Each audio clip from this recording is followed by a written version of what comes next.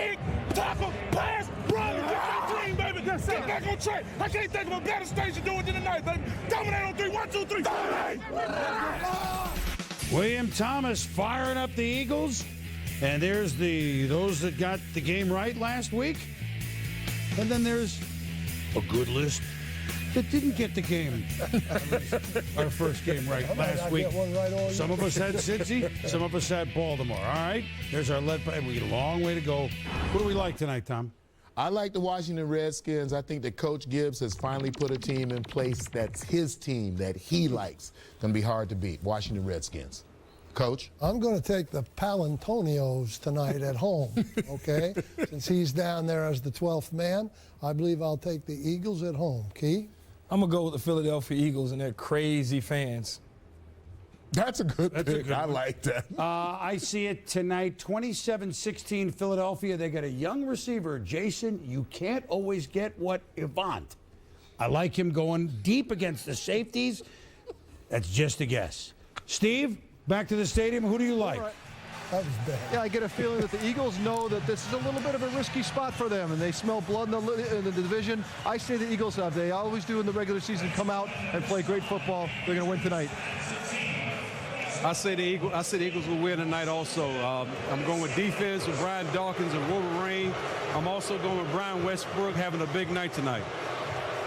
Donovan coming off an injury. The Eagles drafted a QB. Donovan's got a boulder, not a chip, but a boulder on his shoulder. The 5-time Pro Bowler has something to prove. TJ, you're by yourself. I'm saying Eagles.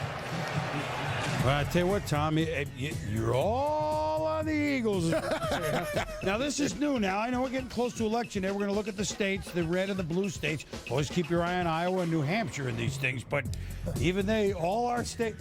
Hey, McGovern won one, guys. All 50 states look like they're polling for. Oh, that's it?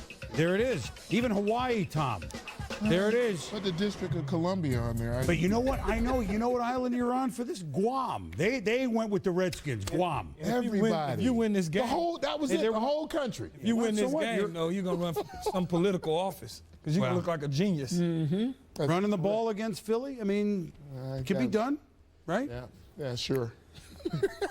Donovan McNabb, big game tonight. What do you think? I think a big game. You better have. I think he'll show up in his stadium. It's his stadium. I think a big game tonight. We will see you at halftime. Hope you enjoyed this edition of Monday Night Countdown. For our cast of thousands, I'm Chris Berman. A crisp, cool night in Philly. See you green inside the lake. Monday Night Football.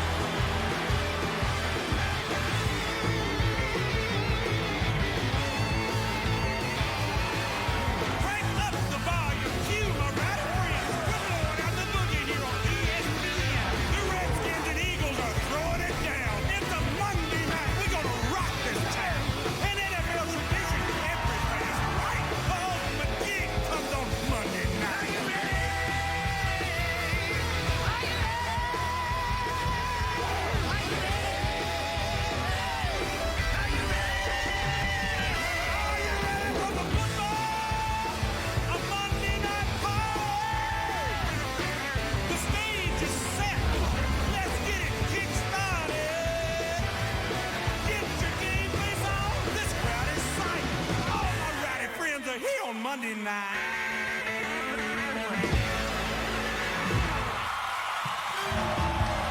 On a perfect night in Philadelphia, the home opener for the Eagles.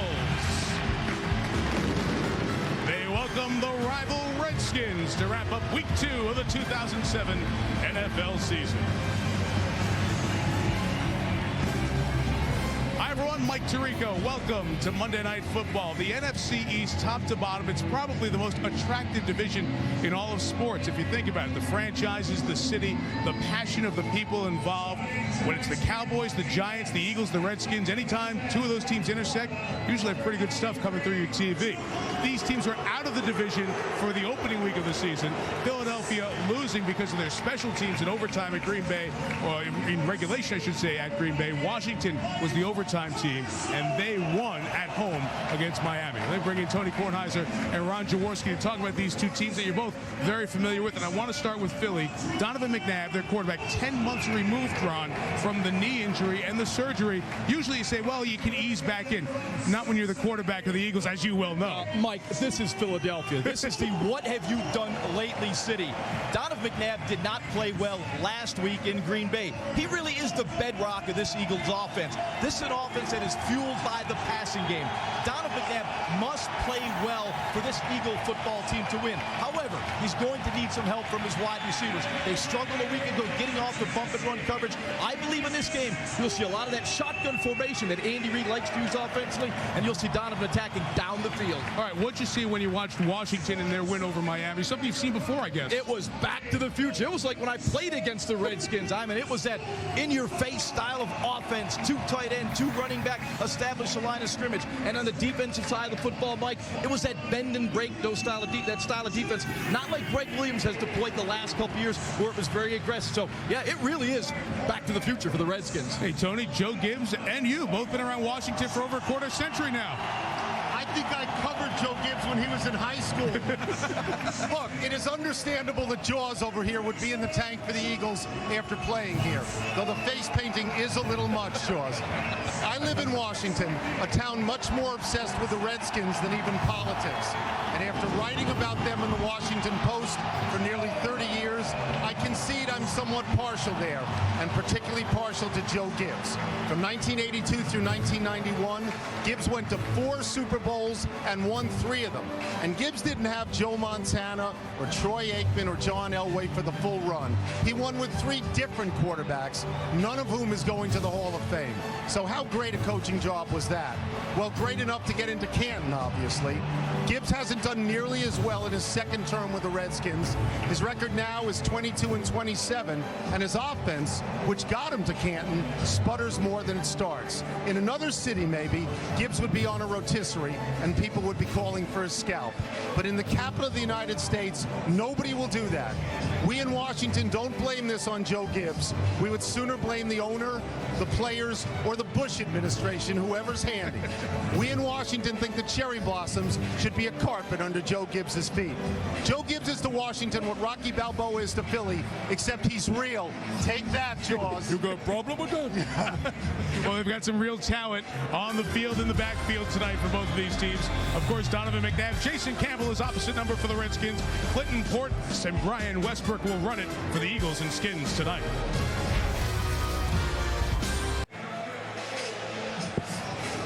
This telecast available in high definition on ESPN HD, presented by DLP HD TV Technology. Suzy Kolber on the Eagles sideline in a second. But let's begin with Michele Tafoya. Michele, we have rare news. It's a mostly nationally anonymous Washington Redskin quarterback. That it is, Mike. Jason Taylor grew up in Taylorsville, Mississippi. Jason Campbell, rather, grew up in Taylorsville, Mississippi, not far from 2 of his boyhood idols, Brett Favre and Steve McNair. In fact, he attended McNair's football camp when he was a high schooler. He went on to start Auburn, where he led the Tigers to a 13-0 season in 2004 and was named the SEC Offensive Player in the Year. Now, what Joe Gibbs saw in Campbell was a 6'5", 233-pound body with a strong enough arm and high enough character to draft him 25th overall in 2005. And after just 8 NFL starts, the consensus in Washington is that Campbell has the poise and maturity to play in this league, but can he stick in Washington? After all, he's the 17th different starting quarterback the Redskins have had since 1993. Now to Suzy with the Eagles. Well, Michelle, do you know who's gotten the most cheers from the Philly crowd tonight? Reno Mahe, the undrafted free agent who learned how to return punts 5 years ago just so he could stick around. Well, the Eagles still released him at the end of last season, but last Sunday, 2 muff punts led to the Packers' only touchdown and the game-winning field goal, 10 points. Monday, Mahe, back in Utah, got the call from the Eagles. It was 3 p.m. His flight to Philadelphia booked for 7 p.m. Reno's wife threw some clothes in a duffel. Their small children napping didn't even know Dad was flying off. Since then, he's fielded 150 punts a day. But Mike, Mahe knows the score. He's living in a hotel until tomorrow. If all goes well tonight, then he'll look for an apartment. And Andy Reid will be very happy in the all-tell head-to-head matchup. You have Andy Reid, who's been against the Redskins 16 times with success, against Joe Gibbs, who goes against Philadelphia for the 31st time when Monday Night Football kicks off after this.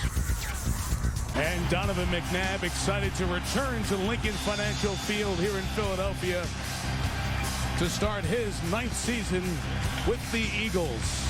He'll have to wait a moment. The Redskins have won the toss and will receive this great setting in Philadelphia. Cartwright back deep to receive for the Redskins. David Akers set to kick it off. As we mentioned, the Eagles losing in Green Bay, so this is the home opener. And off we go from Philadelphia.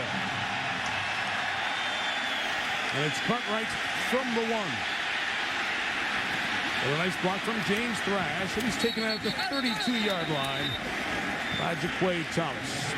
And Michele told you about Jason Campbell, the quarterback, and after Mark Brunell started and the Redskins were not successful to begin the 2006 season, they turned it over to Campbell.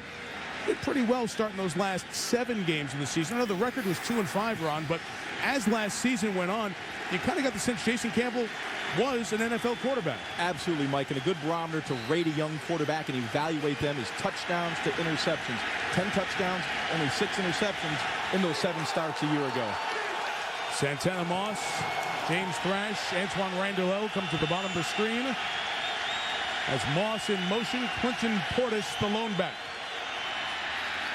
And he begins with a run, gets 3 yards to the 35. There's Brian Dawkins putting his nose by the line of scrimmage already. This is a little different now for the Redskins here. They are clearly a 2-back team, even though Portis has the bigger name. It's different because they used to be known as, say, John Riggins' team or something like that with a 1-back deal. But what's not different is the fact that they're going to run and run and run. And Joe Gibbs get back to smash-mouth football in the smash-mouth division, right, Joe? Control the line of scrimmage. That's Joe's philosophy that was so successful when he won 3 Super Bowls. The other back is Liddell Betts. We'll see him as the night goes on. Mike Sellers, a punishing fullback, is there on this pass by Campbell deep down the field for Chris Cooley. Out of the hands of the tight end, incomplete, and Chris Cooley was a big attention getter at Eagles practice all week. How smart do I look when I said they were going to run and run and run and run, Joss? Well, when you've got an aggressive defense like the Eagles have, you can get the play-action pass, and it was a great throw by Jason Campbell. Chris Cooley's got to make this catch. He's supposed to catch This was that. a long handoff right there. He's supposed to catch that. So if they pass 3 of the next 3, I'm leaving the booth. 3rd and 6. Cooley's going to be in the slot at the top of your screen in this 4-wide look. Will we see the first bit of Eagle pressure? Nope. Time for Campbell. Moss caught it, got the extra couple of yards in front of William James, the former Will Peterson. First down, and fellow receiver Antoine Randall introduces us to the Washington offense. Thanks, Mike. Big game tonight. We got Casey Robach. We got Randy right on the right of him. And, of course, protecting the blind side is Chris Samuels, protecting our young quarterback who's certainly getting it done. We move to the backs. Clinton Porter is our running back, gets it done for us, of course. And on the outside is me and also the burner, Santana Moss. And you cannot forget Cooley. Here we go. Antoine Randall right to the top of the lineup chart. Thanks, Mike. Absolutely. Auditioning for that color commentary Personalizing job. it for you. 1st and 10. Campbell back to the air. Fakes the throw and gets down for 3 yards. Takeo Spikes with the tackle, and why not Takeo Spikes to introduce us to the rest of the Philadelphia defense. Okay, up front, the defensive line will bring pressure all night long, led by Javon Kearse, a.k.a. The Freak.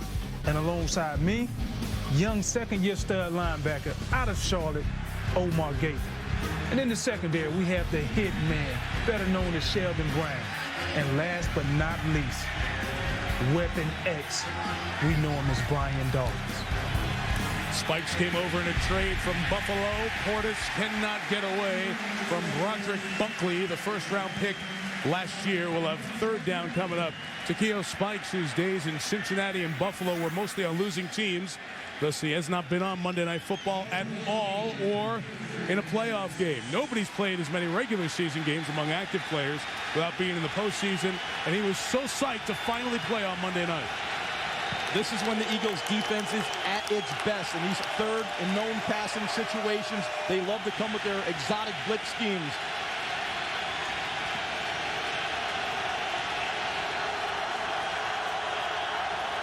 Here they come. Campbell hit as he throws. Moss goes up and hangs on. First down at the 44-yard line. The young quarterback hung in for the gain of 8. An outstanding job by Jason Campbell. The Eagles did come with their blitzes. You see it to your right. He sets nicely in the pocket. He's got the out cut to the outside and a terrific throw high to the outside. I like this right here. There's pressure in his face. He delivers the football, looks down that gun barrel, and throws the completion. Real nice job right there. Santana Moss going up and catching the football. Did you say exotic blitz schemes? Exotic Do they blitz get them schemes. from, like, you know, foreign countries, Asia and Africa, and places like that? Knowing Exotic Jim places? Johnson, he'll find a blitz anywhere. Omar Gaither applied the pressure just there a half-second late. And Campbell back to the air on first down for Cooley. Overthrown and incomplete.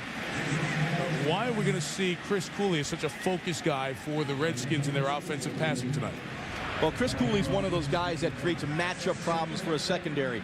He can beat a safety. He can beat a linebacker. He's a very versatile guy. And even in the running game, Mike, as I've studied this offense in Washington, he's good enough to block a defensive end. He gives him great versatility.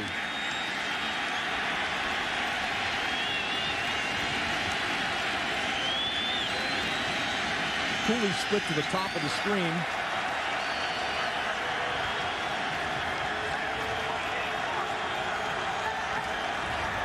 Second and 10. Looks like the Eagles were offside as Portis is brought down by Broderick Bunkley. Bill Carollo is our referee tonight. Offside. Defense, number 93. 5-yard penalty. Replay, second down. Javon Curse. Okay, we've got 4 passes and 3 runs by the Redskins. Jaws, all week you told me old school, old school, old school. Joe Gibbs going to hand the ball off. Well, I bought that from you. I went on television. I said that to try to look smart. Now I look like an idiot. Well, will you let the game play out? You want instant gratification in your call. Let it play out. You'll see later. They'll get back there. I'm a front runner, Jaws. Yes, I'm a front runner. Todd Yoder is coming in, another tight end. Liddell Betts is in the backfield spelling Clinton Portis. And they give to the fullback Sellers. Not much for the 280-plus pounder out of Walla Walla Community College. How many times have you said that in your life? He's been practicing. 30-plus pounder from Walla Walla. Walla Walla. So football power of Washington State, I'm sure. But he's a great story. And if you watch him tonight, if you want to take some plays off and watching the ball, watch when the fullback's in. He is a punishing blocker. Mike Sellers off the field right now for 3rd and 3.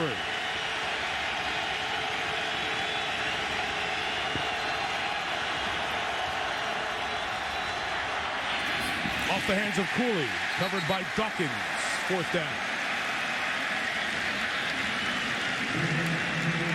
From here, a field goal will be 56 yards, so they'll punt the ball away. Yeah, and once again, the Eagles do come with their pressure package on 3rd down. This is when Jim Johnson loves to get after the quarterback. You know, the pressure on Campbell forced that little errant throw. He had his tight end Chris Cooley open there, matched against Brian Dawkins.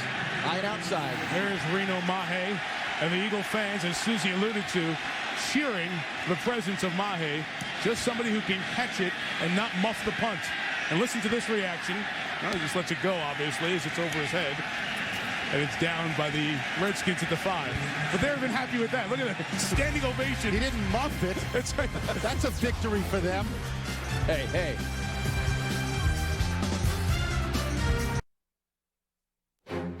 ESPN's Monday Night Football is brought to you by Mazda, always the soul of a sports car. Olive Garden, when you're here, you're family. Alltel Wireless, take the head-to-head challenge at alltelcircle.com. And eBay, shop victoriously. Rich in American history and a great sports city as well, Philadelphia. And it's been a fabulous week here in Philly, and the Eagles open up at home, and Donovan McNabb takes this field. Last time in a regular season game, left it on a cart November 19th, injuring the knee against Tennessee. Opening drive from the 6, and a run to the right for Brian Westbrook. Goes nowhere. Well, McNabb said this week, and I found that interesting, as he comes back from the repair of the ACL of the right knee, that the explosiveness is not there. That he's about 75-80%. He stopped putting a public percent on it because everyone said, oh, what do you get today? 82-83. He said he just gives thumbs up. No numbers anymore. You saw the numbers from week 1, under 50% completion against an improved Packers defense. Throwing from his own end zone to Kevin Curtis. Complete, just shy of 13. We'll have 3rd and 3 coming up on this Washington defense that's improved from last year.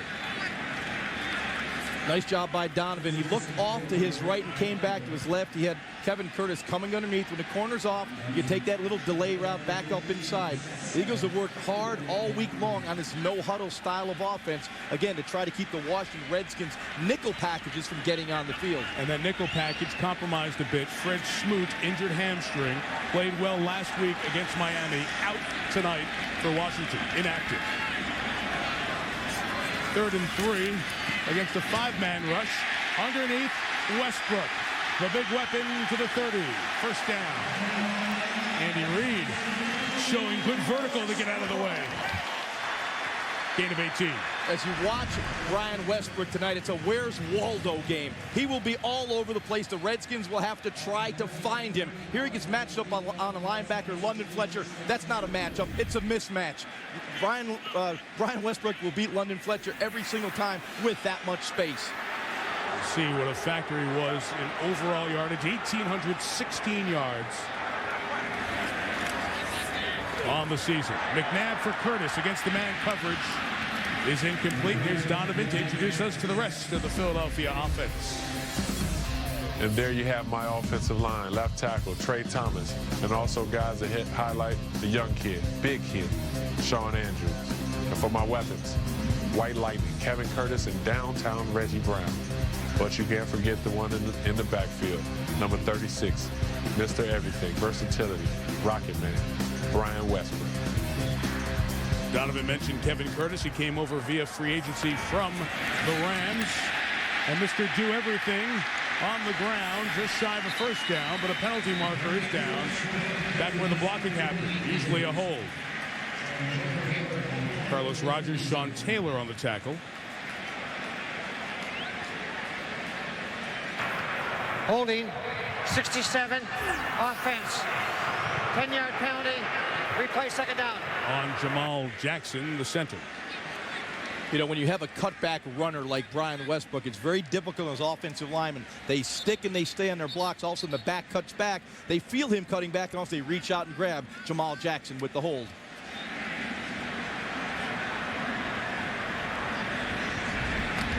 Penalty still being walked off as the Eagles are breaking the huddle.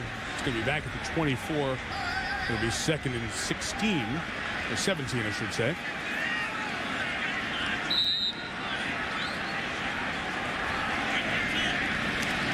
The Philadelphia offense run by Jeff Garcia after McNabb went out last year. They won those last 5 and got to the playoffs. McNabb's pass is complete to the 30-yard line. Thomas Tapei, Marcus Washington made the tackle. And here's London Fletcher to introduce the rest of the Skins defense. Starting on defensive line for the Washington Redskins tonight, bringing that heat up the corner is Andre Sergeant Carter and the fastest 300-pounder in the world, Cornelius Griffin. At the linebacker corps, we got Rocky McIntosh and the good doctor, Marcus Washington. The dynamic duo leading that secondary is the hard-hitting LaRon Landry and the dynamic one, Sean Taylor. 4 first-round picks in that secondary. And one of them, Carlos Rogers, able to help corral Kevin Curtis shy of the first down, so that holding penalty puts them behind the chains, and Philadelphia kicks it away. Yeah, Donovan is going to have to be very patient attacking this Redskins defense. Under Greg Williams, their defensive coordinator, over the past couple years, they've been about a 50% blitz team. Now they've changed to a little bit more of a bend and break. Donovan, or bend and don't break is what they would prefer to have, and Donovan's got to be patient where he throws the football. If they bend and break, this thing's over in a hurry, isn't it? Antoine Randall L. checking the wind, except for the Sav Rocca punt. The 33-year-old former Australian football star. Randall L. lets it bounce, and it will be down at the 18-yard line by Greg Lewis. Just like he did it in the old country in Australia, where he was the pride of the Goolagong.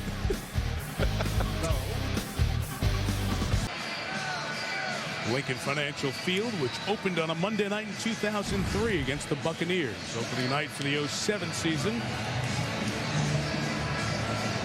Second drive for the Redskins, no score.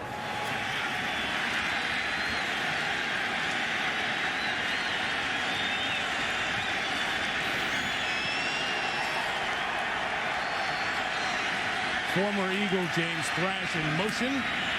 And the hand to Portis, pinballs to the 22. Curse on the bottom, Considine on the top, making the tackle. Clinton Portis made an impact in Denver his first couple of seasons. 29 games played for the Broncos and a touchdown per game and a pretty hearty yards per carry average. Now traded to Washington, the Champ Bailey deal. 40 games as a Redskin, 24 touchdowns, so obviously that production down, and the yards per carry well down as well. So many things can factor, but the Clinton Portis you thought you were getting, Redskin fans have not seen to this point. Moss in motion, 2nd and 6. Portis. Devon Curse with the tackle, yard and a half shy of the first down. You look at this team on offense with Santana Moss and Antoine Randall L. and, of course, Clinton Portis. They should be better than 5-11. 5-11 was a stunner to them last year. And Portis said to us the other day, it's the best thing that could have happened. It calmed down a lot of egos, people who thought they were the man, including myself. So there was probably rampant egotism because of all these high-priced guys. 5-11, slapped in the face. Randall L. lines up in the backfield here on 3rd and a yard. And they give to the fullback Sellers out of the arm tackle. Hard run, first down. Brian Dawkins couldn't bring him down. P.O. Spikes does. Brad Sellers, 6'3", 284 pounds. He gets very little opportunity to run the football. Here he does a terrific job of picking up the first down.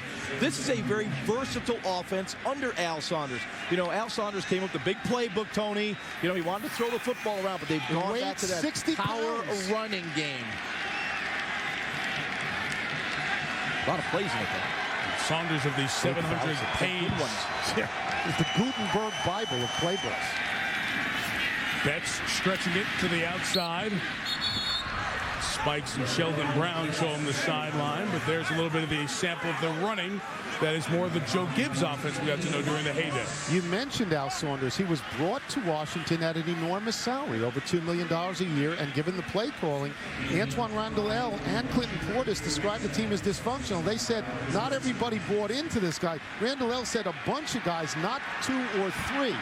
It was tough to digest that offense last year, and in fact, their offense was nothing. Well, please, let me get back to that after this play, all right? Okay.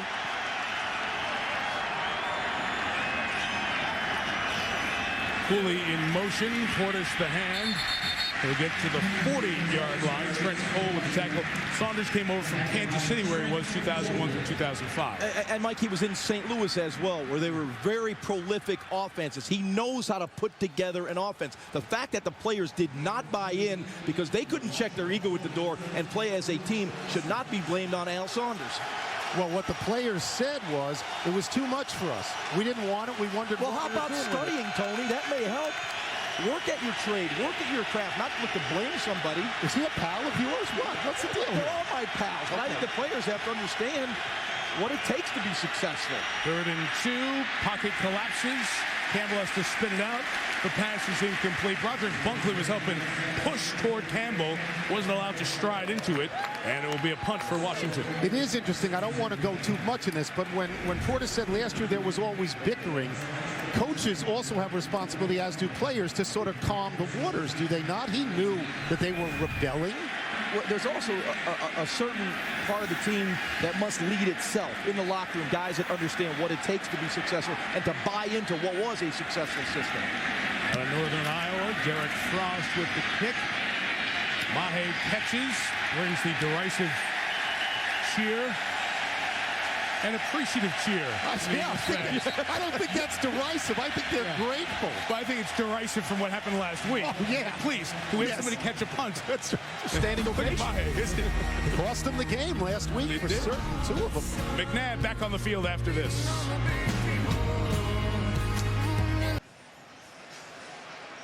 Well, all eyes trained on the man who's been the focus of this Eagles offense for the last 8 years. Donovan McNabb, the number 2 pick in the 1999 draft, getting things started from their own 28. And comes back to a second option, incomplete pass, as London Fletcher was able to apply the hit on Reggie Brown. Brown's got to hang on to that. Make no mistake about what you just said, Mike. Donovan McNabb is the biggest star on the field and the most important guy on the field in terms of what he does for his team. And all eyes in Philadelphia are watching him to find out how much does he have left. Can he be the Pro Bowl guy he has been numerous times?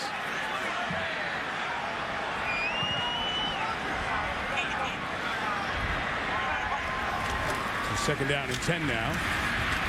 And the run to the 33-yard line for Brian Westbrook. We have 3rd and 5 coming up. Jaws, when we saw those numbers from last week, 15 of 33, 184 yards, that's not very impressive. How much of that was on the receiver's inability to get open against Green Bay? Mike, the Green Bay Packers deployed bump and run coverage on the outside against the Eagles wide receiver. 92% of the time, they had at least one receiver in press, bump, and run. The Eagles wide receivers did not do a good job of beating the bump and run initially at the line of scrimmage. And Donovan did not have a great game himself. And in fact, you see that bump and run coming back this week, right now. Westbrook watched by the rookie LaRon Landry. McNabb looked that way. It was covered. Donovan scrambling. Punt from behind and brought down by Marcus Washington. And the Eagles will be forced to punt. Nice job by Washington, the former 2nd-round pick of the Colts, now in his 4th year in D.C. Here you see Donovan. He goes 1, 2, 3. No one there. He looks to break the pocket. Now, you know, you could say, well, he normally would break that, but Marcus Washington is a very quick, agile, fast linebacker. He's going to catch just about any quarterback from behind, let alone Donovan McNabb. So another punt from Rocca. We've heard it pronounced Roca. He corrected it this week, says Sav Rocca. Mishandled by the opponent in Randall L. That was a thrill for the Philadelphia fans. They were stunned. They've never seen that. It's usually in green and white that happens. Well, Greg Lewis, who had one of the muff punts last week, was there to tackle.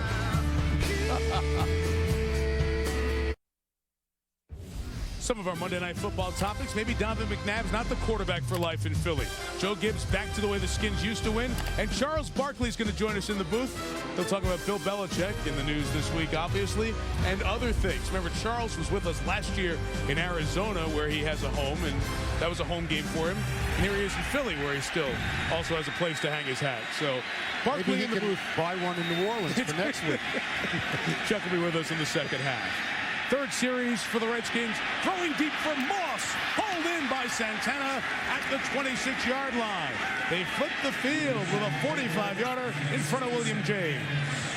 And it appears that William James has the star on him. In other words, he's the guy that Jason Campbell is looking to attack. What a great throw right here. You can see William James trailing Santana Moss by a step and a half. Excellent job at the line of scrimmage, freezing James, then getting inside. The ball takes him to the outside. We'd like to say throwing that out in the box toward the sideline. With Lito Shepherd out, William James gets the start. Shepherd, a medial collateral ligament sprain in his knee. He's a starter, so James in his place burnt there. Portis loses one. Dawkins the tackle. Here's Michele. Well, Jason Campbell didn't start playing organized football until he was in 7th grade when his dad, Larry, was his coach. And I spoke to Larry, and he told me that even back then, people were looking at Jason and saying, boy, this kid has pro potential. And a young Jason promised his mom, someday I'm going to make it to the NFL. I'm going to buy you a big new house. His focus never wavered. And sure enough, Mike, here he is. And he bought his parents that big new house in Hattiesburg, right near Brett Favre's place. Down in Mississippi, Brett went to school at Southern Miss, which is where Hattiesburg is. Campbell on the naked, right through the hands of the backup tight end, Todd Yoder. It's incomplete. Well, Campbell is the latest quarterback since Dan Snyder bought the Redskins in '99. Brad Johnson was there for 27, and Jeff that George. didn't work. No, Tony Banks. That didn't work. Shane Matthews in the Spurrier era, right? Patrick Ramsey, and then certainly a Spurrier guy, and Danny Werfel. Yeah, that was bad. Tim Hasselbeck did not work. Wife. Mark Brunell. Hot wife. And now Jason Campbell. Campbell looks like a guy who could stick. I mean, he's made great throws tonight, Jaws. There's a lot of quarterbacks. It sounded like you were ill there. You were ailing when you saw that list. He's got a 3rd and 11 here against a 4-man rush.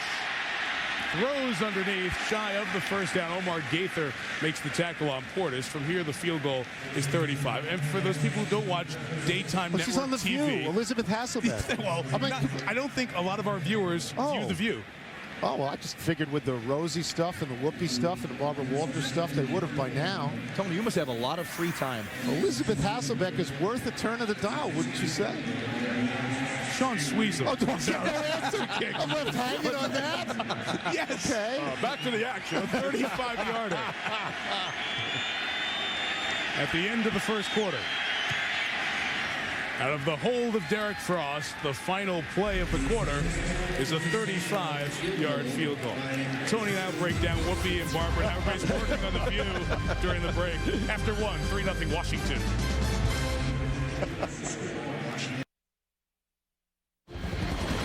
Ready?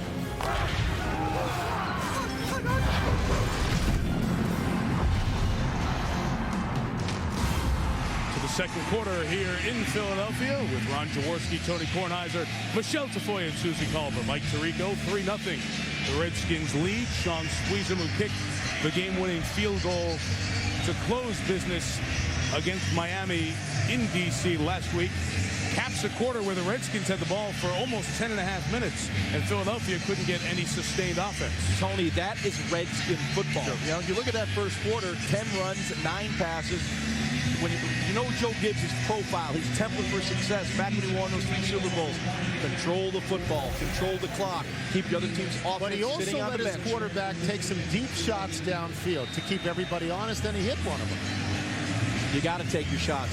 If you allow corners, get in bump and run, you're making a mistake if you just let him take it away.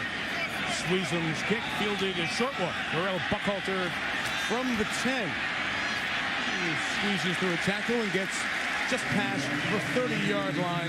LaRon Landry, the first-round pick, made the tackle. He'll stay on the field to try to defend Donovan McNabb in Philly when we come back.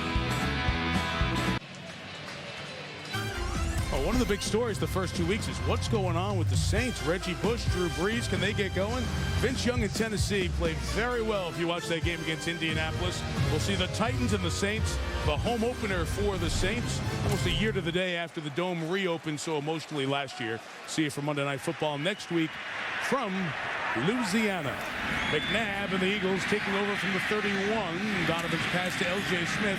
The tight end has been bothered by a groin injury, a gain of about 6 yards. Well, Donovan McNabb running Andy Reid's offense. Andy Reid's story this offseason was one that included off the field. He had to take a 5-week leave of absence to be around his family and change that coach role and that coach hat to the dad hat. His 2 sons, Garrett and Britt, both in serious legal trouble. Garrett, 24, Britt, 22. Weapons, drug charges, auto accidents among the things that happened, and Britt getting in trouble again just a couple of weeks ago, and he's currently incarcerated and in jail. So a very difficult time for Andy Reid away from football as McNabb throws incomplete. A high, hard shot taken by Brown and administered by Sean Taylor. And guys, that has been the question for so many people around Philadelphia. This is a very difficult time in family for Andy Reid. No question about it. Andy Reid, you know, and the coaching profession takes a lot out of you. You know, you have to devote a lot of time to it. And all of a sudden, you know, you could be in a meeting and you're thinking about your family, your kids are in trouble. Very, very difficult for Andy Reid. But, you know, we talked to some of the players, and they haven't seen that in him. But I can imagine how difficult it must be on him, on Tammy, you know, to carry this burden right now. His wife, who you mentioned, 3rd and 4 against a 4-man rush. McNabb trying to keep a drive alive here. Able to do so. Spectacular grab by Jason Avant, the second-year man out of Michigan, who had 3 big catches in the game at Green Bay last week. First down. Excellent job by McNabb here. You see the rush coming on the inside from Marcus Washington. Donovan gets to the outside, and on the move, Tony makes a nice throw for the first down. Very nice. At the 45-yard line. I never said he couldn't move, Jaws. I said he was reluctant. I just want you to be aware of that. Okay. Thomas Toupé, the fullback, dotting the I.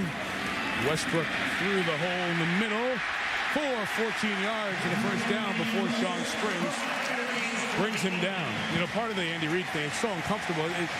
It's the most private stuff, but it is public because of who you are and what you do, which is unfair, but it's reality. These are real-life problems, real-life intrusions, and when we look at football players and baseball players and coaches and politicians, you think, oh, they only exist to do this one job, and real life doesn't intrude upon them.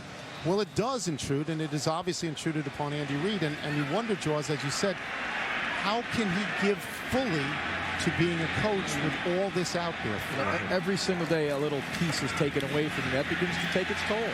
Westbrook, good run, stays on his feet, and Westbrook into the secondary. Gain of 27, first down at the 13-yard line. Best drive of the night for Philly.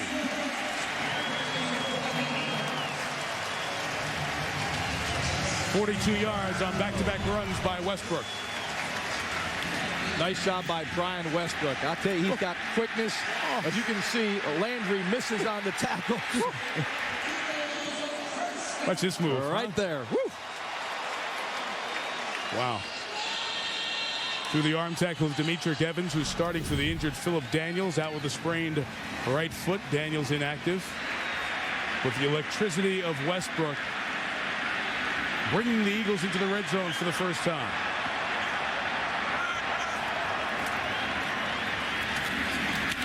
It's time to the 10. Carell Buckhalter the carry. Here's Suzy Kolber.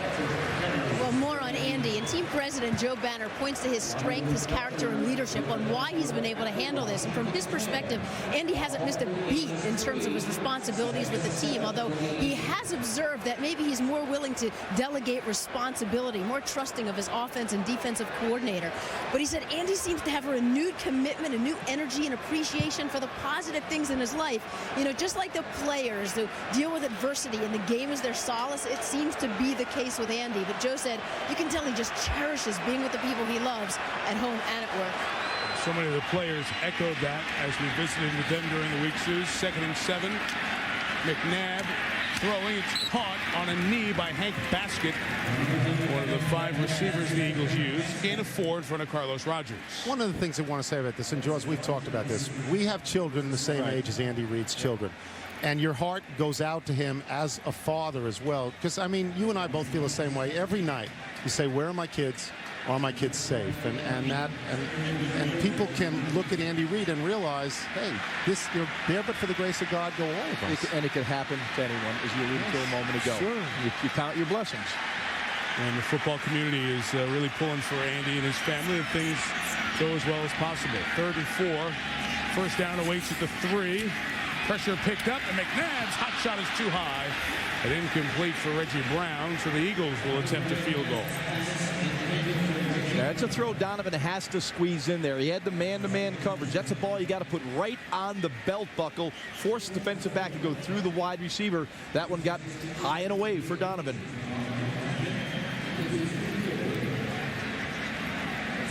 So David Akers will come in. He's got to be 100 years old now. Who, Akers? No, it's only his 9th year in the league at Louisville. All? Yeah. 100? Must have him confused with George Bland again. Who turned 80, by the way. Today. Such good information for you guys. Morton Anderson is back in the league. Morton Anderson signed in Atlanta. Yeah. Really? Yeah. Oh. ESPN's Monday Night Football is brought to you by Dick's Sporting Goods. Every season starts at Dick's. Verizon Wireless. AIG for insurance, investments, retirement. AIG, the strength to be there. And Dr. Pepper, with 23 flavors in every Dr. Pepper. There's more to it. See those parking lots, bottom of your screen at Lincoln Financial Field? There were people in them at about 2 o'clock this afternoon. And they've been waiting 9 months for the opener here in Philadelphia. Incredibly passionate people. There's a, look at that big eagle back there. Wow. It's scary. Putting the pressure on Rock Cartwright. That was a funny shot. Yeah. Cartwright from the 6. You can't elude the human Eagles, and he's brought down at the 30-yard line by Hank Baskett, the backup receiver. But Portis, the Redskin offense on the field, all square at 3. Each team putting a field goal on the board. Best drives of the night. Washington at the end of the first. Philadelphia at the start of the second. All tied at 3 here in the city of brotherly love. And Jason Campbell will lead out this Redskin attack. There you go, Tony. Bunch of tight ends and fullbacks in there. Only one wide receiver. Now you happy? Toss left to Portis. No gain. They're running out of big bodies, though. Michele Tafoya. Yeah, right guard, starting right guard, Randy Thomas now out with a torn tricep, Mike. And this is a real hit to the Redskins offensive line. Last week, they lost their starting right tackle, John Jansen, for the season. So that right side of the line really banged up. Chris Samuels told me before the game he feels like the communication is coming together on the line. But now Jason Fabini's in there, so another new face on that line, Mike. Wow. Thomas, who had a very similar injury to Jansen back in 2005. The other starter on the right side, losing 1 a week here. Campbell's second down. Intercepted. A huge hit, but held on to by William James, who was beat earlier on the Santana Moss catch. Clinton Portis popped him, but the former Will Peterson hangs on for the interception. Well, there's no doubt about it. Jason Campbell was late with this throw. You'll see him in the pocket here, coming off the play action to Clinton Portis. Right now, the ball has to be out. He doesn't see it. He's late with the throw. William James is able to drive the throw and make the interception. You'll see the jam at the line of scrimmage. Now he's going to undercut because he has help over the top. Real good job by James driving underneath, but he was late with the throw. Isn't that symptomatic of young quarterbacks most of the time? Because they're unsure and they're reluctant to let it go before the guy is actually cleared and open, right? And in defense of Jason, there was some pressure in his face, but if you don't see it, don't throw it. For James, his first interception since 04. McNabb, first down. Underneath throw. Complete to L.J. Smith. The tight end gets 6 yards. Here's Trey Wingo with the SportsCenter 30 at 30 update. Trey. All right, Mike, thanks very much. Chris Mortensen reporting that the Falcons are meeting with quarterback Byron Leftwich right now, trying to decide whether or not to sign the former Jag. They have brought back veteran kicker Morton Anderson, who, of course, began his NFL career in the Cretaceous period. And Titans and Jeff Fisher agree on 4-year contract extension. Keeps him there through 2011. SportsCenter after the game. ESPN News always on. Michael. Good stuff, Trey. We'll see Jeff Fisher and the Titans next week. Morton Anderson is 47. Turns 47 in August. About a yard for Westbrook as they try the left side. Cornelius Griffin over there on the tackle. Former Giant, 4 years now with the Redskins. And Westbrook, can he be the 20 to 25 carry back? He was used in that third down role, out of the backfield role. Until last year, he became the guy and carried that load quite well. Mike, he became the guy late in the season when he was a little bit fresher. I'm not sure over a 16-game schedule he can touch it 25 times a game. Down the stretch, give it to him. Because he's so dangerous in this spot, 3rd and 3. Nabs throws a first down to the 25-yard line. Brown will get forward progress. It goes hogtied by Springs and Taylor. They'll move the chains and down to Suzy. Well, Mike, Brian Westbrook does so much in this offense, I wondered how he handles it. So he said he spent all last night, all day today, just reviewing, going over every position that he lines up in. There's a lot of multiple options. He said he's a part of about 70% of them. Then after reviewing, he said the key is just to be himself. And physically, he bought himself one of those hyperbaric chambers last season. Says it's really helped. Andy also goes easier on him in practice. He's one of the 7 different receivers to catch a McNabb pass tonight, Suze. That one through the hands of L.J. Smith, the tight end, incomplete. 2nd and 10 with Sean Springs and Marcus Washington covering. Another guy buying a hyperbaric chamber to sleep in. It's obviously having results for a lot of guys in terms of body recovery after playing for the week. Remember last year, Darren Sharper was early on in Barnett, and T.O. bought one too, didn't he? And then did sit-ups in it, I think, on the driveway. You know, if you taped an aspirin on one of these guys' foreheads, they would think it helped. 2nd and 10, a quick shot is caught, but a good job by Rocky McIntosh, the 2nd-year linebacker out of Miami, to bring down Greg Lewis. Fans frustrated by that. It's a quick short pass, and very often it's the pass before the run for Philadelphia under Andy Reid's 9 years here. Look at the run-pass mix. Highest among coaches in NFL history who have been doing it for 100 games. Essentially, it's a 6-4 or 3-2 ratio pass to run, and tonight it's beyond that. Play 24 should be past 17. It's too high from McNabb and incomplete. We've seen Donovan miss high a couple of times here in this 2nd quarter. Field goal coming. Yeah, Hank Baskett, 6'4", and going up pretty high, and Donovan once again a little wild high in this game. You know, sometimes you got to take a little bit off these throws. You can see he lost the ball there. It flutters out of his hand. Not an accurate throw. Got man-to-man coverage once again. You're going to have to make those anticipation stick throws into tight windows. Anticipation being the key. Snow Akers, who made his NFL debut and kicked 1 game with the Redskins in '98, from 39. Able to get it through and give Philadelphia the lead halfway through the 2nd quarter. They could have had touchdowns. McNabb didn't hit that one. Andy Reid and Donovan McNabb have been together all 9 seasons. Andy looking for win 81. Conversation there with Reggie Brown, the other receivers. The interception by William James setting up the field goal, in Philadelphia leading Washington 6-3 in this NFC East. First of 2 meetings between these teams. The interception that Jason Campbell threw was very reminiscent of the interception he threw last week against Miami. First drive of the game. Receiver. Yes, you're right, Ron. You're right. Rock Cartwright returns the kickoff from the 7. And covered by the Eagles, the 25-yard line. Nick Graham, Quentin Michael over there for the tackle. We'll see if Campbell bounces back from the pick after this.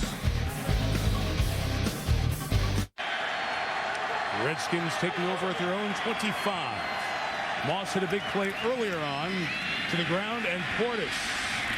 Good run to the left side. The first down gain of 10. Back to the pick a moment ago. Yeah, you'll see Jason Campbell right here under center. This game is about getting the ball out of your hand, and when the receiver pops open, you'll see it right here. He's got him open downfield. The ball is a split second late. William James is able to undercut the route because he's got help over the top. That one little pad of the ball, that is the killer, because you had Randall L. open if the ball was out on time. Anticipation at this level or any level is critical. Seems a gain of 9.5, not 10. They try to bang forward to get it with Mike Sellers, and they don't. So a 3rd and a yard coming up. Michele is more on the Redskin quarterback. Yeah, you ask yourself, how will Jason Campbell respond after throwing that interception? And I talked to 2 of his former coaches, his dad and Auburn's Tommy Tuberville. They both told me one of Campbell's strengths is he has a short memory when it comes to mistakes. And Jason actually told me, I learned early, if you make a bad play, you can make the situation worse by getting mad about it. My team's going to need me to make plays later on. So, Mike, let's see if he lives by that tonight. We have a chance to think about it for another couple of seconds on this ensuing drive, as a timeout has been taken before this 3rd. And now a full yard.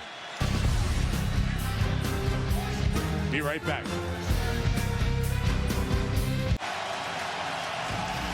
We end the pro football week. The college football week starts on Thursday night. The Aggies of A&M, number 20, go to the Orange Bowl to take on the Canes. They have a sophomore running back, Jarvis James, who's opening eyes. Miami and undefeated Texas A&M. Thursday night, of course, a former Cane running back in Clinton Portis. He was there when Frank Gore and Willis McGahee and Najee Davenport were in the same backfield in 01. That is a depth chart. 3rd and a yard.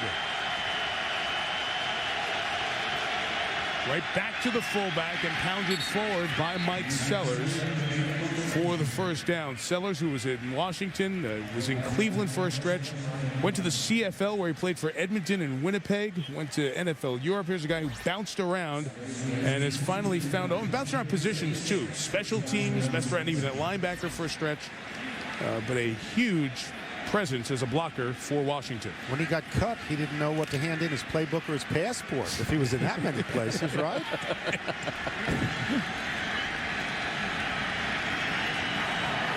Campbell has shown ability to get down the field with the deep ball very well. Let's see what they do from the 36. Keep it on the ground. Portis stretched out and chased out by Considine. But the first pressure from Sheldon Brown forced that play wide. He gets the credit, and it'll be second down. Sheldon Brown is an excellent tackler. He's the one that forced that the run by Portis to the outside. And injured Eagle as the action came to the sideline to make that play.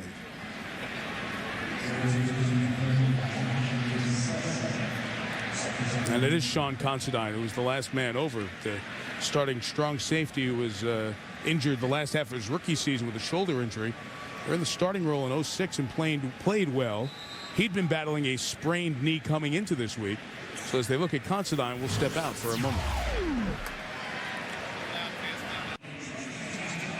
Back here, Philadelphia leading 6-3. Quentin Michael on the field to replace Sean Considine, who walked off under his own power. There's Considine, middle of the field, coming to tackle Clinton Portis. And hits hard over there, not just on his leg, but also as they were pulling the down marker out. And that right knee that we mentioned was sprained. He comes up feeling the pain. So out of Boise State, Quentin Michael steps onto the field in the safety spot for 2nd and 9.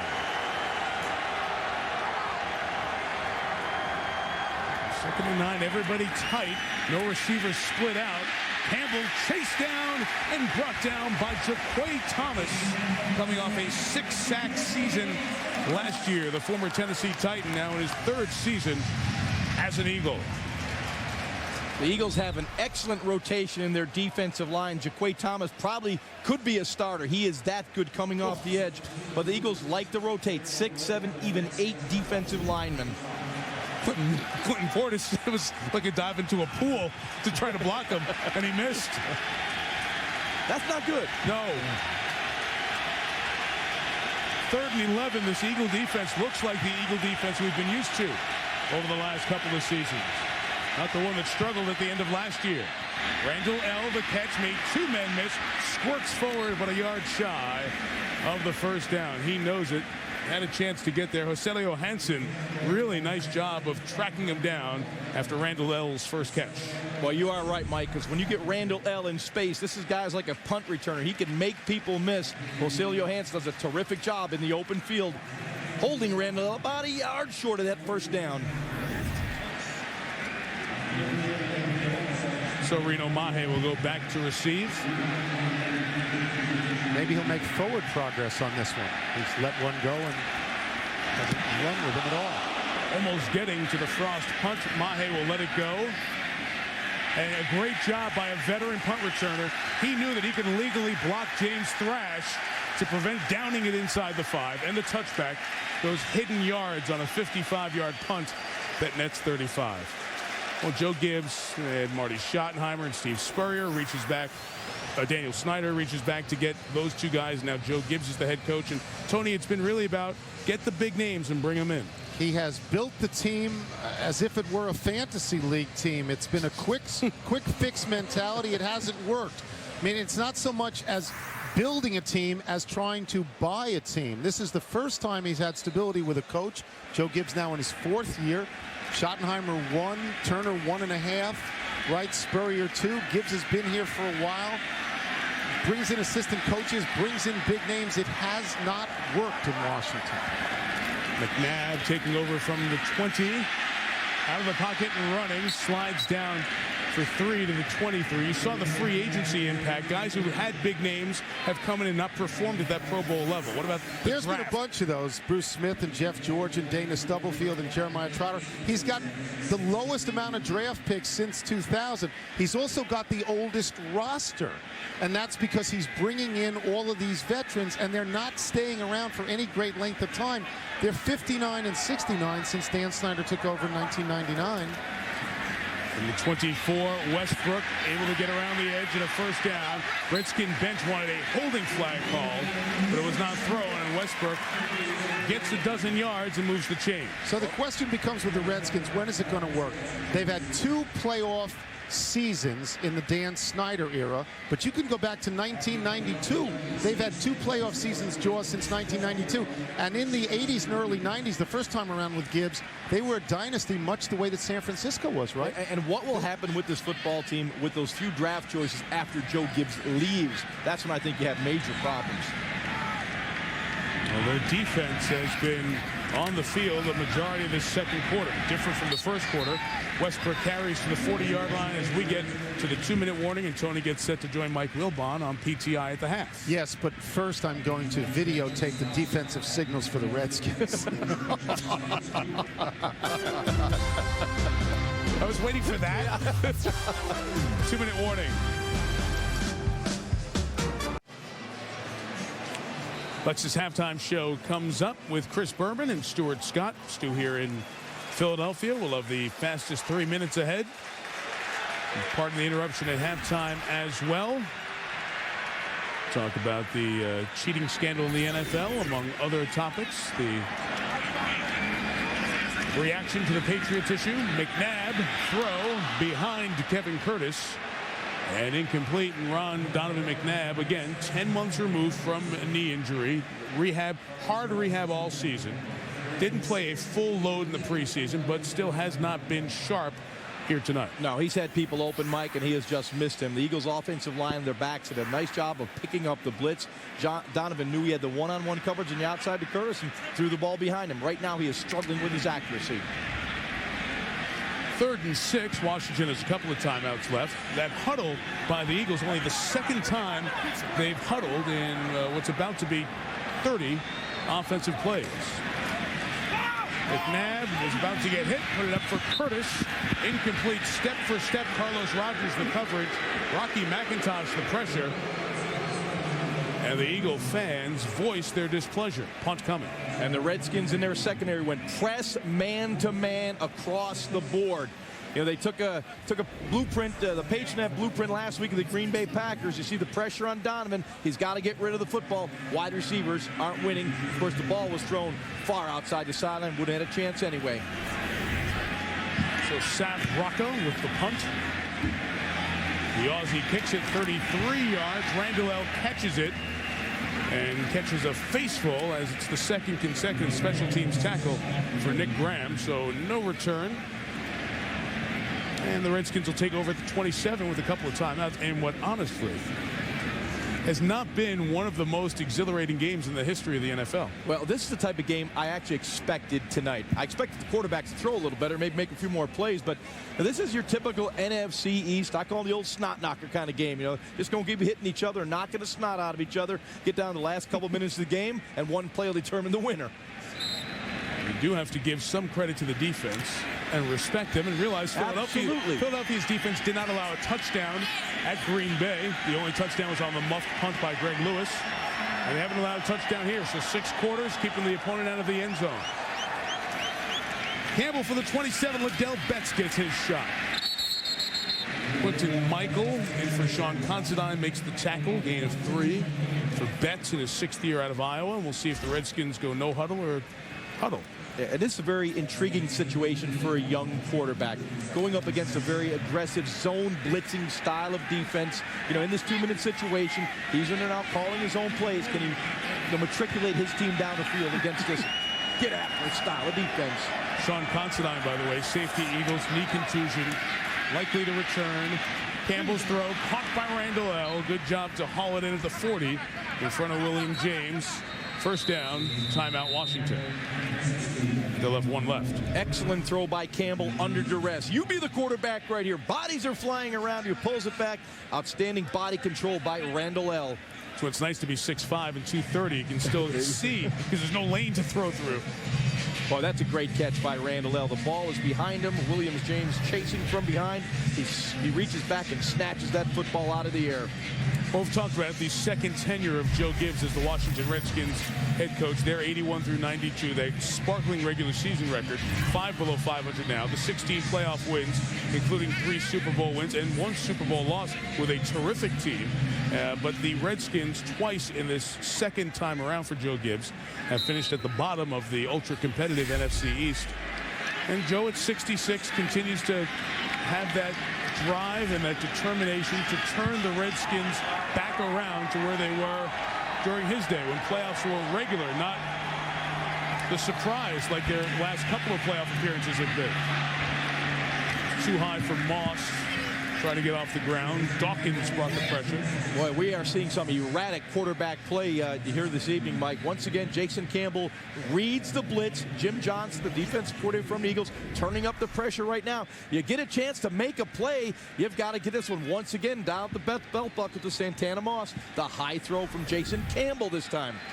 There he is. Jim Johnson brought both safeties that time, Quentin Michael and Brian Dawkins.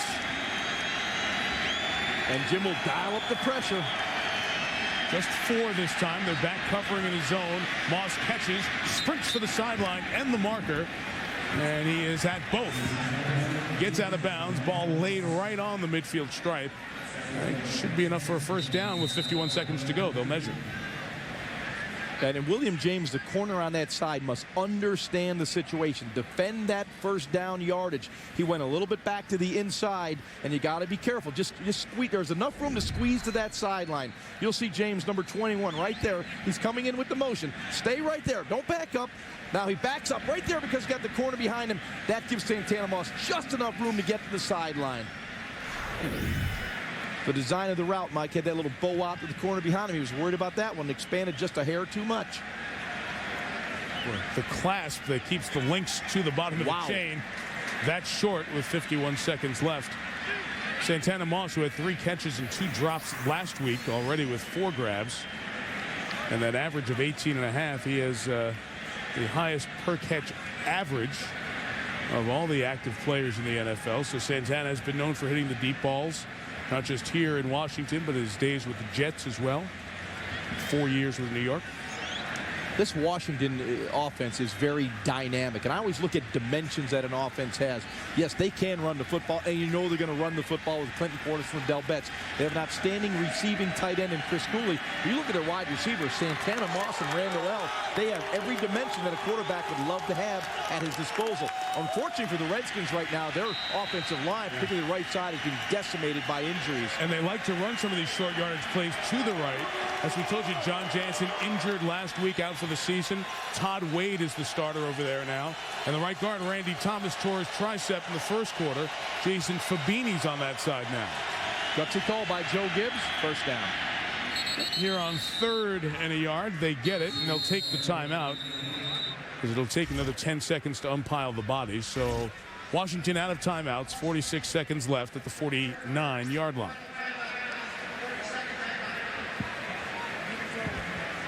In this division, Dallas is, it's early, but they had a very blatant show of their high-powered offense against the Giants in Week 1. They beat Miami yesterday, so Dallas sitting at 2-0. Washington trying to join them there. Philadelphia trying to avoid going to 0-2 where the Giants are, and it does not look good right now for Eli and the Giants. Meantime, these quarterbacks thus far tonight, as you've said, Ron, uneven play. No question. Very erratic quarterback play this evening. You see Jason Campbell at 50%. Donovan McNabb just a little bit over 50%. Except for the big play from Jason Campbell, we have not seen any explosive plays. Both of these coaches offensively like to design those big plays, those explosive plays. We've only seen one here with 46 seconds to go in the first half.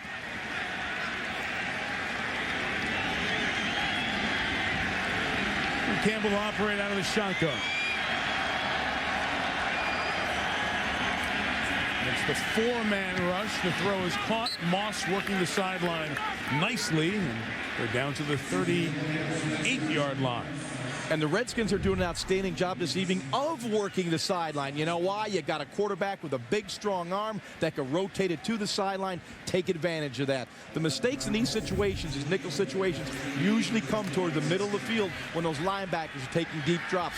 Work the sideline. The Eagles, of course, like to force them inside because the Redskins have 0 timeouts. Let the clock go tick, tick, tick, tick, as our friend Boomer says. Closing in on Sean Sweezum's field goal range. Campbell has room to run. Ton of room. And the sideline. Got a good block as well. And Campbell stays on his feet until he's tripped up.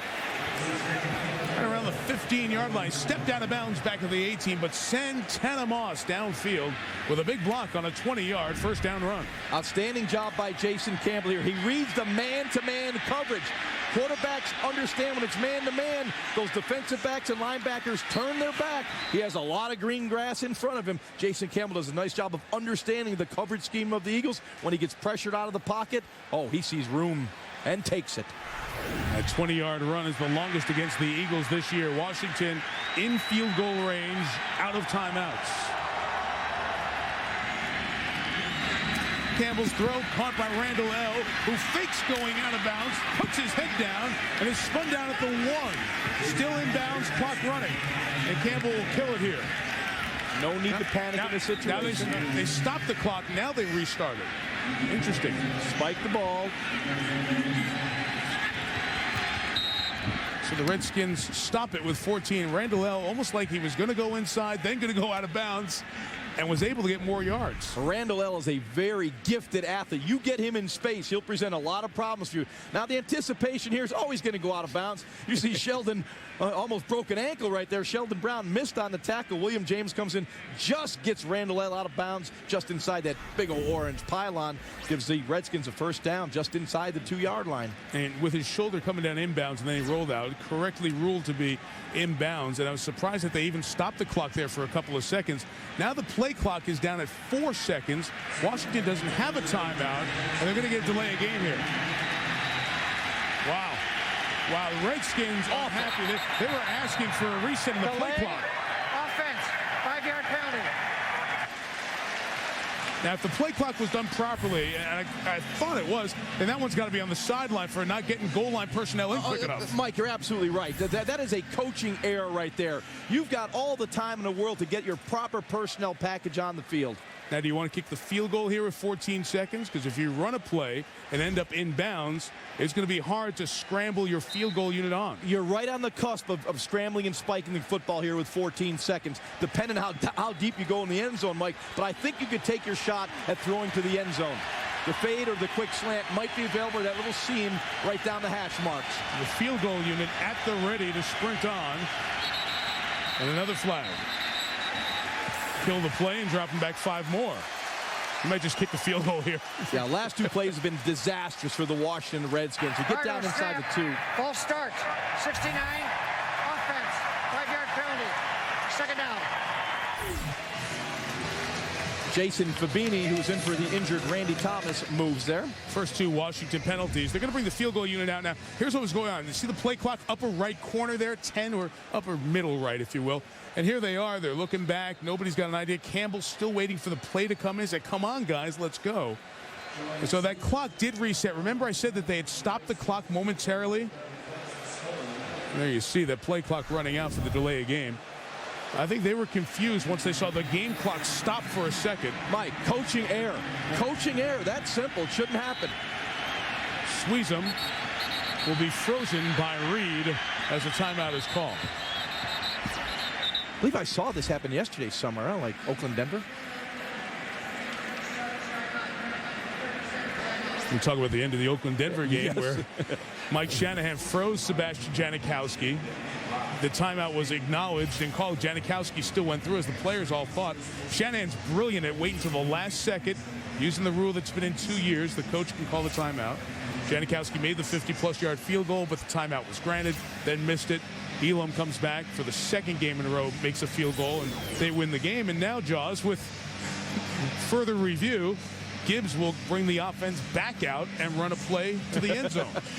A very bizarre turn of events here, Mike. Very bizarre. Man, a lot's happened since first and goal of the 2. Right? On that play where the clock.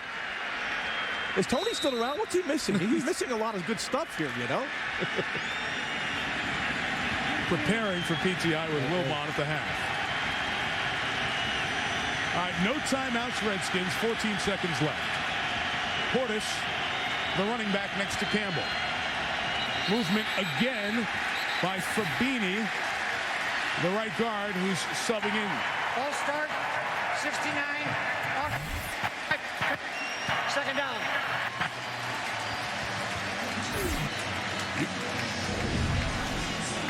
Randy Thomas tore tricep in the first half, and you see that the movement by the Eagles kind of got Fabini to not be able to hold his water anymore. Well, you got to hold your water in that situation. You're going to have people moving. You're going to have defensive linemen barking out their own signals. You got to concentrate on your quarterback's voice. That can be called a delay of game for pretending like you're going to rush, but not there. Campbell lofting for Cooley in the end zone. Hold on. Touchdown, Washington. Chris Cooley, the tight end. What a throw. With Brian Dawkins and Joselio Hansen covering, the Redskins score the first touchdown against the Philadelphia defense in 06. Chris Cooley from the slot on the inside breaks it to the corner. What a terrific throw by Jason Campbell. You see Brian Dawkins trying to get over the top. William James Joselio Hansen probably jump thrash in the goal line area there and allow that little lane for Jason Campbell to squeeze it in. So now Sweezum does come on, but it's to add the extra point. And the Redskins, who shot themselves in the foot so often that the gun was empty. So they come back and get the touchdown to Cooley, who is a guy that Philadelphia was focused on all week. They had periods in practice where they were just talking about covering 47. Well, burns him there, and Michele, Cooley's touchdown gives Washington a 4-point lead. Well, and you know that Chris Cooley and Jason Campbell are thrilled with this. They work together so hard in the offseason on timing routes, just running route after route after route. I asked Chris Cooley about it. He said, we're very comfortable about an 8 on a scale of 1 to 10. He said, it's more important that Jason is comfortable throwing to me and knowing that I'm going to be in the place I'm supposed to be. I don't need to be comfortable with Jason. He needs to be comfortable with me, and on that play, Mike, he was. And Michele, it's so funny. You're talking about 8 million things that happen to get your record at the end of the year. If Andy Reid doesn't call timeout to freeze the kicker, it's 6-6 in all likelihood, right? At worst for the Eagles, 6-6, yeah. Well, since Jason Campbell became the quarterback, Chris Cooley was his favorite target. 30 catches, 411 yards, 3 touchdowns, the most that Campbell threw to any Redskin player during that stretch at the end of last year. And Cooley, who got a contract extension right before the season started, able to complete that 73-yard drive with the score. And Mike, that was his first touchdown in the last 6 games against the Eagles. Terrell Buckhalter with the return to the 34-yard line. That'll leave only 2 seconds on the clock. Let's follow Chris Cooley with our player tracks his path to the end zone. Beautiful corner route by Chris Cooley right here. Sticks to the inside to Brian Dawkins. Excellent throw by Jason Campbell, but Joselio Hansen must get back the corner. He must defend the deep route. He comes in too late, can't strip the ball out of Chris Cooley's hand. You can give any throw you want before the receiver gets to that goal line. Joselio Hansen on the outside allowed Chris Cooley to get behind him. Brian Dawkins played that inside leverage like he had the outside help. Leads me to believe that Hansen should have been peeking back in the backfield, not jumping James Thrash around the 2 or 3 yard line. Great throw, though. We see the value all over the league of tight ends, especially for young quarterbacks. And Al Saunders, as we talk about the offensive guru, coordinator with the 700-page playbook for Washington, he used Tony Gonzalez so well in Kansas City, and Cooley's in a lot of tight end stuff here. So 2 seconds left for the Eagles from the 35, and McNabb will just hand it off. I'm sure that will thrill the fans as we get to the end of the first half. Here at the Link, Redskins 10, Eagles 6. Philly gets the ball to start the third. Here's Chris Berman with the Lexus halftime show. All right, Michael, thank you. Both the Washington Nationals and Philadelphia Phillies outscoring their football brethren tonight, but at least the Skins finally get to double digits. 2 weeks into the season, and after a Sunday of watching the underdogs play awfully well, to quote Don Henley, the more we know, the less we understand. I mean, we are watching the Eagles tonight after all. I mean, the Cleveland Browns, 51 points in a game with 11 touchdown passes. But then there's the New England Patriots. Whoa. We begin our fastest 3 minutes in Foxborough Sunday night, where Bill Belichick and the Patriots kept their eye on the task. Owner Robert Kraft, despite everything swirling, kept his eye on the team. And boy, the San Diego Chargers didn't like what they saw. Tom Brady to Ben Watson, Brady to Randy Moss. And then the defense. Adalys Thomas picks off Phillip Rivers. He could go all the way. 38-14, 2 straight weeks. Patriots win. The Colts take 2-0. Peyton Manning to Dallas Clark, big league at Tennessee. But Vince Young to Roydale Williams. Titans thinking upset. Can Young pull a rabbit out of the hat? He trying on 4th down, and whoop! And there goes the ball, and then whoop! And the Colts win it 22-20. Brett Favre is the leader of the pack. 149 regular season wins, that's the most. Lob to Donald Lee, and a bullet to Donald Driver. The pack, 2-0, they roll the Giants 35-13. Also 2-0, the Lions. How are they doing it? Roy Williams, starring as the Headless Horseman. Ichabod Crane and John Kitna completing passes to himself. He does it.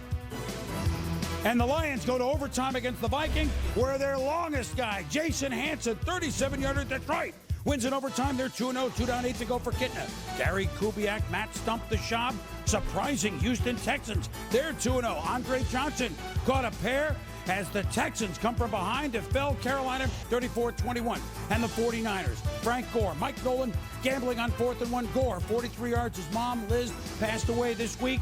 And Frank Gore honored her with a long touchdown. And the Niners are 2-0. They beat the Rams 17-16. Now, the 11 touchdown passes. Are you kidding me? Carson Palmer had 6 for Cincinnati. That's Rudy. We're going to show you all of them. Here's one. Derek Anderson to Joe Jurevicius. Here's Cleveland.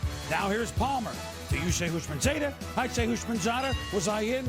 Don't tell anybody. Then, here comes number 4. Derek Anderson to Jurevicius. Cleveland back on top. Then here comes Palmer to Chad Johnson. Bengals. Now here comes Anderson to Kellen Winslow. Ding, ring up another one. Then here comes number 7, Anderson to Braylon Edwards. Ring up another one. Then Palmer to Chad Johnson. And he learns what beer tastes like in Cleveland. But wait a minute. Whoa. I don't get some. A run? How did Jamal Lewis get in here? He's loose for 66 yards. What? What about the touchdown passes? Wait a minute. Here's number 9, Palmer to Hushmanzada. Then 10, Anderson to Edwards. And then 11, Palmer to Glenn Holt. But in the end, it was Romeo Crennel and the Browns in a TKO, outlasting the Bengals. Yikes. Jason Campbell, big scramble, setting the Redskins up late in the half to score the only touchdown. Back in 30 seconds with part of the interruption.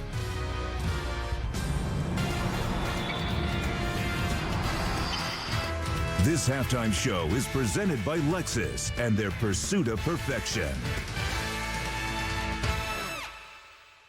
Baseball, big night for the Big Hurt in Toronto, north of the border. Red Sox, Blue Jays, Frank Thomas, Big Hurt. Booyah! ×3. The 5th guy in the majors this year with 3 home runs in a game. Blue Jays won it 6-1. Big Hurt now 512 career home runs, tied for 18th all time with Ernie Banks and Eddie Matthews, a couple of old school guys, which is a perfect segue to Kornheiser and Wilbon. Our PTI guys just breathe old school. Welcome to the little shorty version of PTI. Okay, Wilbon. Brian Billick says the Jets were illegally simulating the snap count yesterday, an offense that needs to be caught. Is the spy cam case turning coaches into whiners? You mean bigger whiners? Coaches, head coaches in the NFL whine all the time anyway. But let me say, Brian Billick is right about this, Tony. Simulating the snap count is a penalty, so you know what they can do? Call it. simulating the snap count is so terrible. In other words, people making noise doesn't work. This is the action of coaches who want to say any game we lose is not our fault, even though they won the game. And by the way, why are the Jets always involved in something with this? I don't know, Tony, but let's go to O.J. Simpson, who's in jail for allegedly attempting to steal what may have been his own memorabilia. Is this big news? Sadly, it is, because O.J. is the most notorious person pretty much of our time. I can't believe that O.J. would have a gun in his hand. That is instant jail. But a commando raid to get your shoes back, to get your shirt back? I'm just tired of hearing about O.J. from O.J. He should be like Tom Hanks in the movie Castaway. Can we find an island and just ship O.J. off? He can fashion his own golf clubs and just play until his heart's content away from us. Let's move to college football. Notre Dame is 0-3 after getting shellacked by Michigan. Wilbon, everyone knows you hate Notre Dame. Should Charlie Weiss be in trouble now? Let me get this straight. A guy who started the season with a record of 16-6 in 2 seasons, he should be in trouble. Look, the Notre Dame people better ratchet down their expectations. This is not the 1950s where 8 or 10 schools can just Ty Willingham was in trouble. If Ty Willingham was 0-3, people would say buy him out. Why not Charlie Weiss? 10-year contract, Tony. It's not going to happen, and it shouldn't happen. Why sign him to a 10-year contract if you want to get rid of him because he has one bad season? That's insane. They have no touchdowns. They have no touchdowns, is right. The fashion designer who bought Barry Bonds' record breaker for $750,000 wants fans to decide whether he should give it to the Hall, brand it with an asterisk, or blast it into space. Tone, what would you do? Yeah, if they blast it into space, they should blast this fashion designer into space with it. Whether you like Barry Bonds or not, this is a historic home run ball. This isn't the Bart Mann ball where all of Chicago wanted it blown up. This should be in Cooperstown, maybe with an asterisk, but not blown up. All we've talked about since 1998 is home run balls. Everybody's lost track. There are no more magic numbers. Blow the thing up. It's a big deal. Blow you up. That's the bell. We're done. Stay in school, knuckleheads. Respect your elders, you punks. Both Wilbon and Kornheiser are just blowing up, kind of like the Redskins to end the half. Campbell to Cooley. Skins up over the hometown Eagles 10-6. We're coming right back.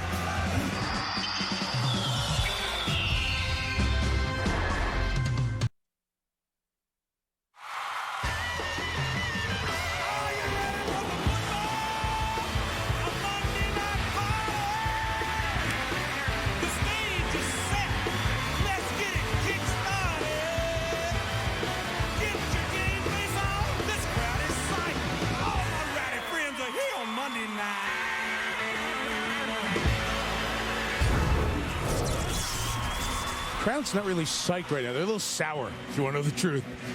Trust me, they are angry. Sour, you're being nice. They are angry. Third quarter from Philadelphia, week 2 of Monday Night Football with Ron Jaworski, Tony Kornheiser, Michele, Tafoya, Suzy, Kolber on the sideline, Mike Tirico, 10-6. Joe Gibbs, Redskins scoring a touchdown, the second to last snap of the second quarter, and Philadelphia will receive to start the third. I went out for the 2-minute drill to get ready for PTI, and 40 minutes later we were on. What was that? Well, Buckhalter from the 7. With left returns here tonight. Tripped up on the way through at the 34-yard line. It was a struggle, Ron, for Donovan McNabb in that first half. No question about it, and his receivers didn't help. Let me show you what I mean. You'll see Donovan right here. He's at the top of his drop right here, ready to deliver the football. Look at his receivers. They're like Velcro, nowhere to go with the football. Now, here's what Donovan does best. Gets out of the pocket, allows his receivers to uncover as he gets out of the pocket. You see he delivers a strike for a first down to Jason Avant. Donovan does a good job outside the pocket, allowing his receivers to get open. You see that, Ron? Only one completion for more than 8 yards, even though they were spreading the ball around in the first half. Number 33, a run left with Westbrook. Brendan Fletcher chases him down. It was a gain of 5, and Suzy Kolber has the halftime story on the Philly side. Well, this was a dejected-looking team as they made their way up the tunnel into the locker room. Remember, they're coming off a loss as well. They were silent. They were heads down. A couple of assistant coaches trying to get the team going, yelling. Not one player, well, only one player did respond, and that was their first pick, rookie quarterback Kevin Kolb. He was the only player who was responding, clapping, and yelling encouragement. Kolb, the second-round pick out of Houston, whose arrival has raised the question of how long Donovan McNabb is going to be the face of the franchise here in Philly. It's McNabb's toss. It dropped by Kevin Curtis and incomplete. We'll have third down coming up. Jules, I got to get to something with you. I mean, when you look at Donovan McNabb, if his receivers never get open and he no longer Well, they never say never. Okay, but if they rarely get open and he doesn't have great wide receivers, Terrell Owens was his one great wide receiver. That didn't work out. And he is reluctant to run. He does not like to run. What's he supposed to do? Well, then you have to, this is where coaching comes into play. Run some motion with those wide receivers so they're not able to bump and run to the line of scrimmage. Do some things to free them up. Look at it. All 10 of the 11 Redskins are within 5 yards of the line. McNabb is blitzed. The pass is incomplete. It's fourth down. The Eagles wanted contact. These people want blood change. And LaRon Landry, the first-round pick, the rookie from Washington, brought the safety pressure. Yeah, and Donovan is struggling with his accuracy. You'll see he's got a receiver open here. The ball is over Reggie Brown and behind him. Once again, got to keep the ball down low in the red zone. Here it is, high to Hank Basket. A square in route, open to Kevin Curtis, throws behind him. Right now, Donovan is struggling with his action. I'll tell you, these fans know it as well. McNabb has missed his last 5 passes. Rocca with the kick. Just a good one. Really got into it. 56 yards, sending Randall back to the 6. And he gets the most out of that return to the 14-yard line. So a long field for Washington as McNabb and the Eagles offense is struggling. A guy who knows all about dealing with the star pressure and spotlight of Philadelphia. Charles Barkley joins us in the booth after this. ESPN's Monday Night Football is brought to you by GMC, official vehicle of the NFL and proud supporter of those who wanted more. DLP, it's amazing. It's the mirrors. DLP HD TV is an official ESPN HD sponsor. T-Mobile, stick together. And UPS, what can Brown do for you? Washington had 6 drives in that first half. Third drive, a 5-play field goal drive. Last drive, a 10-play touchdown drive. They've sustained offense better than Philadelphia has. Fans down at this end urge the Eagles defense on against Jason Campbell in his 3rd year and 9th start of his NFL career. From the 14, Portis to the right. Gains 4. Here's Michele Tafoya on the Redskins. Mike, I spoke with Joe Gibbs after halftime. I asked him what he felt about the first half. He said, we missed some things in the passing game, but he was proud of the way his team finally found a way to score that touchdown. I asked how Jason Campbell could improve in the second half, and he said he thinks the touchdown pass to Chris Cooley was, quote, a great play that should settle Jason down. We'll see, Mike. It was a beautiful 16-yard throw after Andy Reid called timeout. Froze the kicker who was on the field, and Gibbs and the Redskins brought Campbell and the offense back out. Portis for a couple. Campbell, the quarterback, is from Auburn. Another person from Auburn. Well, we don't want to talk about Auburn right now. Why not? Because they lost a couple of games? We're struggling right now. And we haven't even got to the real SEC yet. That's what's scary. Charles Barkley's here, by the way. Hello. Hey, thank y'all. Thank y'all for having me. Well, you were so good last year by popular demand. It was you or Christian Slater. And we're going to bring you back. Well, if you're in Arizona or Philadelphia, I want to make an appearance. Well, we got you. We're glad we have you here. We have 3rd and 3 coming up for Campbell and the Redskins.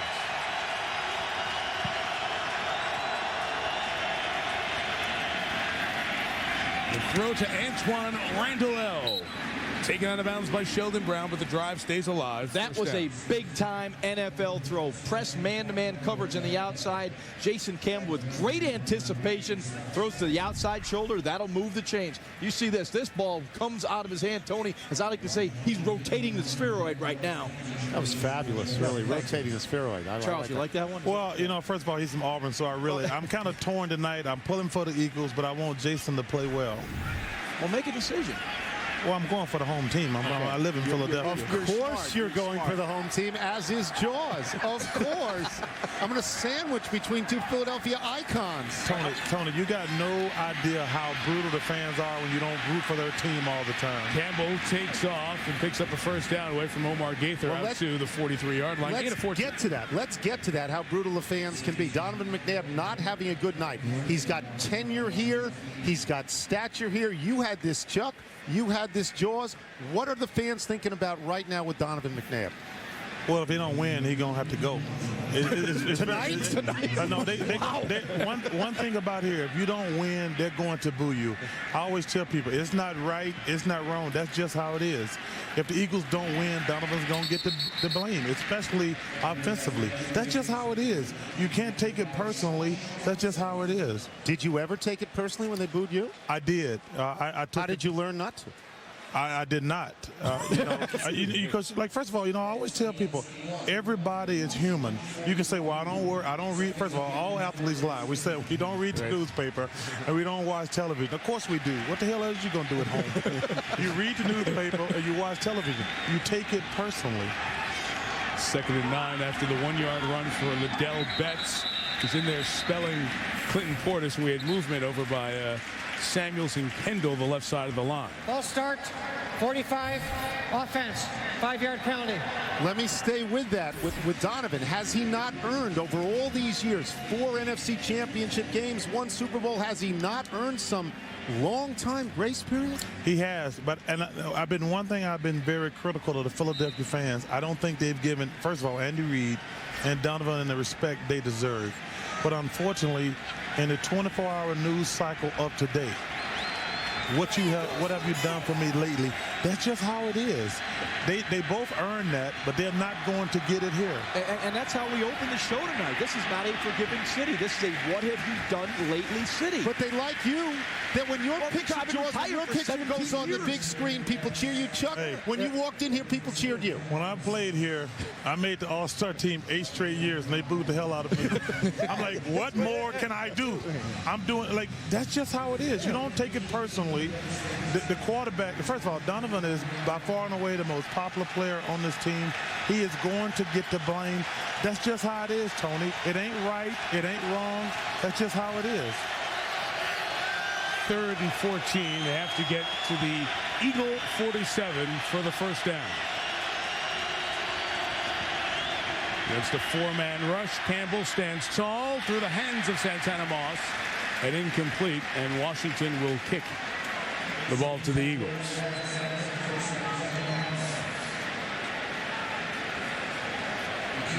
Derek Frost will punch it away.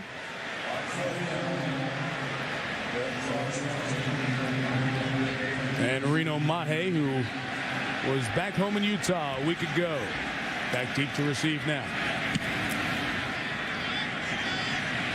Good kick, 53 yards. Mahe from the 8. He's not the explosive return guy. That's why they were looking to replace him with Jeremy Bloom, among others, but he can catch the ball, and that's what the Eagles need right now. More with Barkley, who's lived through what Donovan's going through here in this city. One of the toughest cities to survive as an athlete in America.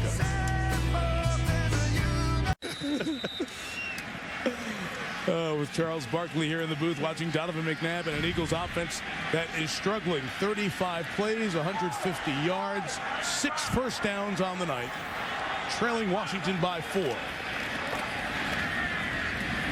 And a run left for about a yard or so by Brian Westbrook. And guys, we've talked about this, and we saw it right at the beginning, the open of our show. The history of Donovan McNabb comes out as the number 2 pick. The fans boo at the draft. They wanted Ricky Williams. You go through the controversies. That worked out good for him. Yeah, it worked out better than Ricky Williams has worked out in the NFL. You go through the other controversies. That Freddie Mitchell kind of criticizing Donovan for being more of a management guy than a player's guy in the locker room. Then, of course, you have the Rush Limbaugh incident when Rush Limbaugh was on Sunday NFL Countdown on ESPN and brought up the whole black quarterback issue with McNabb and everybody wanting a black quarterback to succeed. That was caught, then dropped by Avant at the 20-yard line, picked up by Washington. No whistle or signal has yet happened. Now let's see what this play is going to be ruled. Because once the recovery happened, if it was a fumble, this is where I think instant replay is great in sports. Pearson Prelo has never touched down. I don't know if he was touched down. They say it's a catch, a fumble by Avant, a Redskin recovery. So let's get a look at it here on replay. You see Donovan squeezes it in. There's the catch. He does have possession of the football. Down the field is a catch. Fumble recovered by the defense. He's down. Down by contact. Defense ball. First down. That will be challenged. See, that's why I think instant replay is great in sports, because officials never want to admit it. They do make mistakes. That's great for the Eagles right there. Let's see. You can see it right there. Jason has the ball, still in possession. Knee is down. It'll be Eagles ball right there. Charles is right. Come on, Mike. You can see his knee is down. Well, I'm watching very carefully to see, is the ball starting to come out here before the knee goes down? His knee is down. The ball is not moving. I'm just wondering how the fans are going to blame McNabb for that, Chuck. You know, Tony, it's really funny because I have been critical of the Eagles fans and Philadelphia because, number one, I don't think, like I say, I'm going to be redundant. Andy Reid and Donovan McNabb have been fantastic for Philadelphia, and I got much love for Peyton Manning. But up until last year, Donovan McNabb had actually been more successful than Peyton Manning. In terms of getting to the Super Bowl. Getting to NFC Championship games also. And they don't treat Donovan like that here. And I have a problem with that because he has been fantastic. Bill Carollo, the referee, going inside the voters' booth to look now at the replay. As Let's hope he's not a Republican. Charles, I'm sorry. Stop. Are you running for governor again? You go back and forth every month. No, I'm going to win in 2014. I just bought my mom's house. I gave her $1 for it. In 2014? 2014? Yes. Yeah. So you have to live in Alabama for 7 years. Oh, okay. I told my mom I want to buy a house for $1. And now you get the residencies in 2014. Yes. So she really drove a hard bargain. Huh? Well, she had two choices. She had two choices. She could either sell it to me or I could fire her. it was either A or B. Of course. First of all, I bought the house anyway. Good for you. Okay, thank you. Getting ready to see Charles as the basketball season comes up on TNT and their NBA coverage, and we all get to cross paths during the year, about a month away from that. Let me get back to this as long as we're waiting for this. Donovan McNabb, do you expect, you probably know, as does Jaws, when the city turns and you pass the tipping point, do you expect Donovan McNabb back in Philadelphia next year? It depends on, number one, if he's healthy and what kind of season he has. I mean, because first of all, if they're booing him in the first quarter, they've turned. He has earned, like you said, he's earned the right to get more respect than that. But if they turned on him in the first quarter, it's already turned. When did you know? When did you say, I've got to get out now? Well, 2 years before I got out. That's the mistake I made in my career. I should have got out 2 years sooner. That's the mistake I made. I got traded 2 years later, but I should have demanded a trade 2 years sooner. What did you ask from management to keep you? I didn't want anything. I just wanted some help. I told them, Shaquille was coming out in the draft, and I said, I want Shaq. And they got me Charles Shackelford. Wrong Shaq. Wrong one. It didn't work out. Were you specific about which Shaq you I just wanted? said I want Shaq. All right, Bill Carollo now has the review done. Let's see if, in fact, it will remain with the Eagles. This is a Philadelphia challenge of the ruling on the field that it was a fumble. After reviewing the play, it's been determined the receiver caught the ball, possessed it, and was down by contact for a first down. Philadelphia is not charged with a timeout. The play is reversed. First down. So the Eagles do have one more challenge. Unless that one is successful, then they would buy themselves a third challenge. I don't understand why people complain about instant replay. Who complains? No, but I'm saying, I think instant replay is one of the greatest things ever happened to sports because referees are human. Most of them are fantastic, but sometimes they miss a play. And that, not just because I'm pulling for the Eagles, they deserve to get the game right. Just say, Carollo said it was recovered for a first down. That's incorrect. It should be 3rd and 4 at the 19-yard line, in which you see on the screen there. So he said first down. That was wrong. They're going to get that straightened out as well. And the big We'll double check the down by contact. Just to check the spot of where it happened. I'm glad you guys are addressing the Donovan McNabb, and I also always want to factor in Andy Reid because I don't think those guys get the credit they deserve for what they've done. The Eagles have been a legit contender for the last 5 or 6 years. And if you play sports 100 years, that's really only 5 or 6 years where you're going to have a legit chance to win. And what they've done here has been fantastic. Well, one of the problems for this team has been you want to say the supporting cast, and that's too critical because Westbrook is good. It's the 19-yard line, 3rd down. And 4. It's the running back with Westbrook has improved. The defense has always had good plays. It's been the wide receivers that it may have been the thing that has held this team back. The one year that they had T.O., they made it to the Super Bowl. They got to the Super Bowl. Owens was gone for the end because of the injury, but came back in the Super Bowl. But why does the star get all the blame? That's the one problem I have with sports. Whether you're Kevin Garnett or somebody like that, why do you get the blame when you're a great player?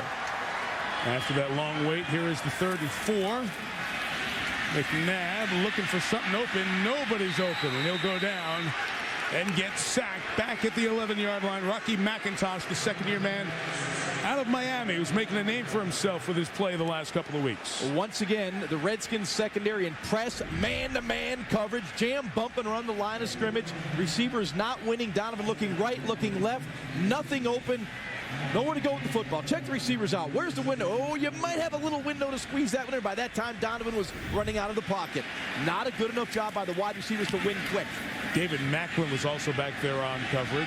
The Rocca kick caught by Randall at the 42. Got a nice block to get to midfield, and he's spilled there. Matt McCoy, a backup linebacker, made the tackle. Other big news around the NFL this week, including the Bill Belichick videotape issue with the Patriots. We'll ask Charles about that when we come back.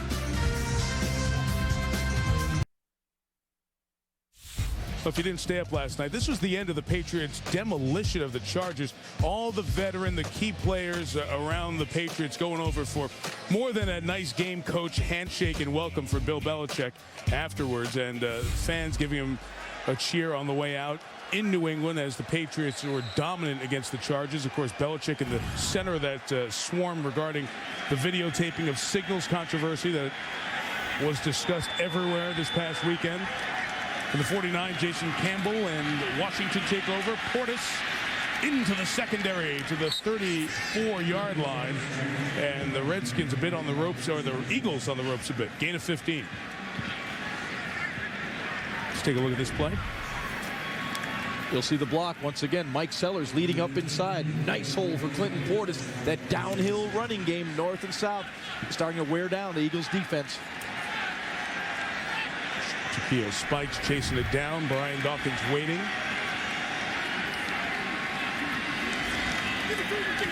Portis again into the waiting arms of Spikes and Sean Considine.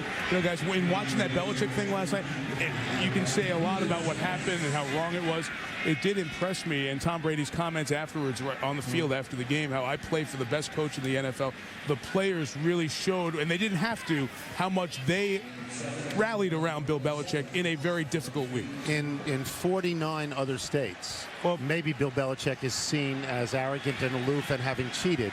But in that state, in Massachusetts, he's seen as heroic for winning 3 Super Bowls. And his players love him. 2nd and 3, Santana Moss, little hitch, got across the line. First down, Ocelio Hanson brings him down at the 21. Well, I'm kind of biased because Bill Belichick is a friend of mine. And I'd actually like to ask Jaws, because in basketball, we know everybody's plays. You know, like we work on it the day before the game and the other game. Like, we have a scout team run their plays. So, like, I have to ask somebody who's an expert, and I look at Ron as an expert. How would, first of all, obviously he did something wrong. Like I say, Bill is my friend, so I don't have an opinion. But he obviously did something wrong to get fined and lose a draft pick. But, Jaws, why don't you explain to people at home why that would be an advantage? Portis might throw here. Touchdown. No, it wasn't open. He pulls it down and goes down at the 15, gain of 7 yards, and stretching it out as though to throw. Well, Charles, first of all, not everyone steals signals, but a lot of teams do. And what you can do is gain an advantage by understanding what the defense is doing by stealing their signal. I will guarantee you this. Every quarterback in this league will complete 75% of his passes if he knows what the defense alignment will be. That's the key. If he can get the signal of what the defense is doing, the quarterback will be very sharp. And I'll give you a real-life example. 1975, I'm with the Rams. We had some of their signals. Because I had their signal, James Harris, a backup quarterback, told me what the defense is going to be. I had a 66-yard touchdown touchdown pass to Harold Jackson. In a playoff game, it only takes one opportunity to take advantage of. Speaking, we shall check this out. Charles, you were born in, don't start. 1975. Before this play, James Harris got the signal. He had a red towel in his hand. If the safety was going to vacate center field, he threw the red flag down. As I broke the huddle, I saw Shaq throw the towel down. I knew I had the middle open. I knew I had a touchdown with Harold Jackson. So what did you think of the penalty? I don't like the fact that they videotaped, and I think that was all. I hate to say all because a lot of teams go strictly by the rule, but they scout. They watch the signals being given. You know, a lot of people do that. A timeout here taken by Washington, by the way. Because it's interesting to me, because like I say, the day of a game and the day before the game, we have a scout team that runs through all the other team plays. We know all their calls. So, like, I'm never shocked. Chuck, forget that. San Antonio. How many times have we seen San Antonio? Greg Popovich goes like this, 4 down. What does that mean? Get Tim Duncan the ball in the box. It's blatant. But that's why. Pick it up. But that's why I'm asking technology Jaws to do it. That's there's a difference. You're picking up their plays because you play against them for so long. There's only a limited amount of plays they have. Through film This study. is like an eye in the sky. This is technology. Did you think the penalty fit the crime? I think I'm in the minority. I think a first-round draft choice is an enormous hit. I agree with you there, Tony. Tony. It's an enormous hit. It's a huge penalty for a football team to lose your #1 pick. Here's a huge play. Philadelphia trailing by 4. Redskins have third and a couple, and a flag is down, killing this play. Play will not count with a pre-snap foul. So even though it was a big play by Spikes in the defense, it's going to be backed up 5. You know, I watch and listen. Right to a snap. Full start. 87. Offense. 5-yard penalty. 3rd down. 5th procedure penalty on the Redskins. I watch and listen to you guys. I watch on Sunday because I want to know. I need to know from somebody who actually knows. And Jaws obviously in that situation, what type of advantage that is. Because like I say, in baseball we steal signs, obviously. In basketball, we know all the other teams' plays going into the game. But only somebody who's actually a quarterback especially would know what type of advantage that was. Stand by for Jaws. 3rd and 7 from the 19. That's Cooley in motion. So dangerous down here. Campbell looks his way and then throws it incomplete as Philly was on the spot for that coverage. Field goal attempt coming to take a 7-point lead. It is a huge advantage. Like I said, if you know what the defensive alignment will be. Do other teams do it? I will not say everyone. I will say the majority of teams attempt to steal your signals, and they're very, very good at it. Now, it's now incumbent on the defensive coordinator who's sending those signals in to change it up, use different people to send the signals in so they can't steal your signals. Sean Sweezum, 37-yard field goal attempt, good from 35 earlier tonight. 7-point Washington lead, 13-6. Charles will hang with us for a couple more minutes. Philly gets the ball back to see if their offense can get going.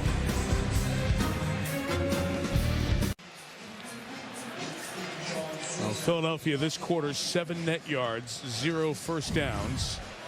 Yet they are within 7, 13-6. 5:47 left in the 3rd. Charles Barkley joining us here in the booth. Suzy, Michele down on the field. Mike Jaws and Tony with you here on Monday number 2 of the season. So Monte Rager is there to get it on the bounce, and Rager takes it. The defensive lineman hauling it in at the 37-yard line. So good field position for McNabb and the Eagles right after this.